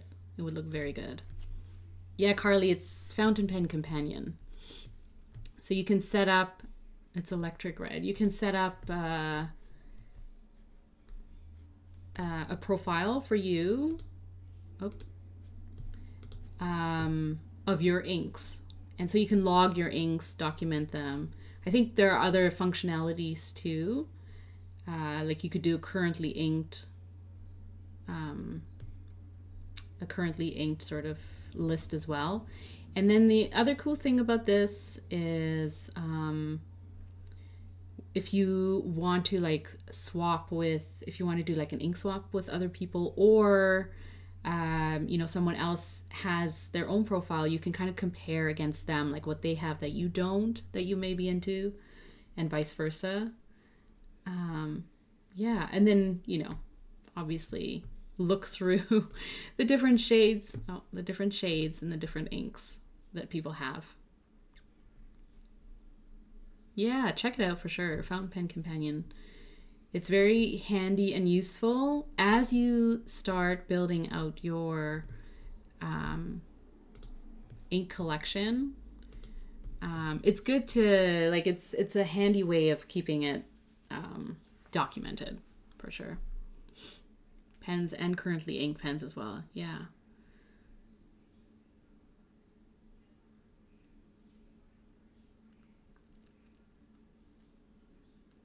Bright Diamine Cherise. Yep.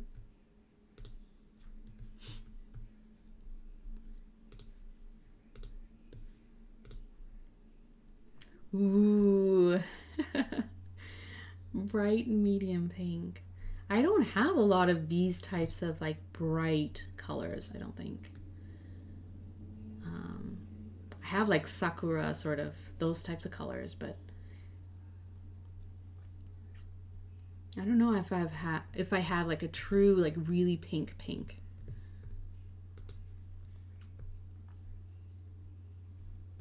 Yeah, it didn't, Mrs. G's. I think I was looking at my own fountain pen companion. I was like, wait, we have so many in common. And then I was like, no, I think it's mine. It's all good. This is yours. Oh, there. Ah, here we go. Oh, Mrs. G's. Yeah. 1 of 5. Oh, can I do more rows? There we go. Ooh, very nice. Look at some of these bright colors.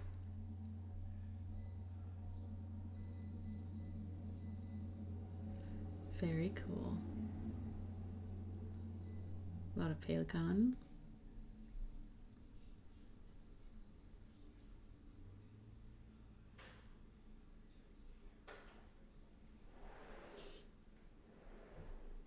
Very cool. Yay.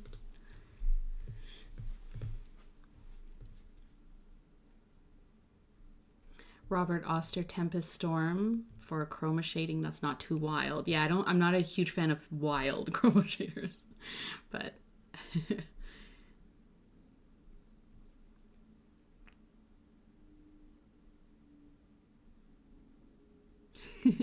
why did you answer spam call, Carly? Polar Glow. Yes, I do know that one. Okay, now this should be yours. Let's see. Ah, yes, here we go. GHB. Aurora. Birmingham.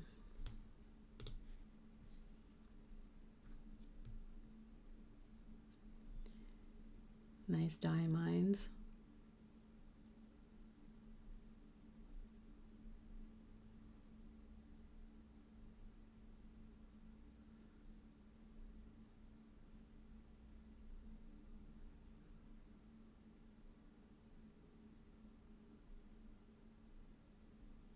Well, you have your Shizukus. Very nice. Some awesome choices, for sure.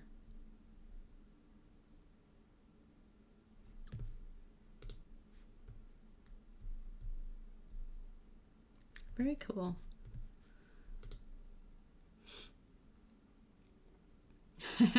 You ordered a 30 ml bottle, and they sent you an 80 ml bottle and told you to keep it. That's amazing. That's a lot of bright pink to go through, for sure. You're like, what? I don't write with that much bright pink. But now you can paint with it. Now you can swatch it. Do all sorts of fun stuff with it. It's not too dry. Tempest is actually quite good in that aspect. Oh, that's good. Yeah.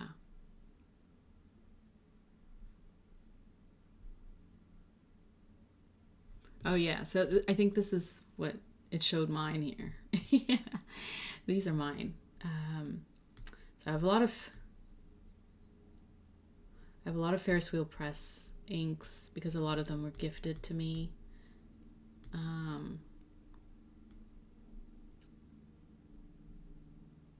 But I have started like branching out a little bit more in terms of like trying different brands. So that's kind of nice. Tom Studio, I just started using, I think last year. Tried a few. Wearing Ghoul, I'm starting to build up my collection of Wearing Ghoul because they have so many and some really good choices. For sure. Especially if you're into shimmers and those types of things. So it's good for that. But yeah, I always find it interesting to see other people's ink collections and what types of ink they're into and stuff. Because sometimes it gives me ideas for like inks I should try. But also it's just really interesting, right? You need to head out. Yeah, I need to head out too. Catch a small nap before a parent meeting. Oh, yeah. I hope it goes well. They do have a lot. You find them dry? That's interesting. I don't know if I've found them either way, but I don't know if I've used them often enough to either. Yeah, I'll catch you later, Bailey. I'll see you later. You know I'll see you somewhere. Yeah, I'm jealous of Bailey's nap too. I really feel like I could take a nap. Enjoy your nap. Well, friends, I have to head out too, mostly because I need to make lunch. I'm hungry, but also maybe I should take a nap after. Dominant Industry is a new fast rising star for me, along with Birmingham Pen Co. I agree with you about Dominant Industry. I feel like I know they've been around, but I feel like I've been more exposed to their inks now, especially as they do collaboration with stationery brands and shops and things like that. I feel like I lean towards them a lot more now too. And they have some really, really interesting inks. Some really nice shades. Just noticed you came at the end. I mean, I started late, that's why. I had a little bit of a later Diamine Holly and Jack Frost. Yeah. Ooh, Jack Frost is nice. That's a nice one. And then Holly. Is it a green? Yeah. Ooh, look at that, right? You get some red. You get some red in there as well. Yeah. Like a ruby color.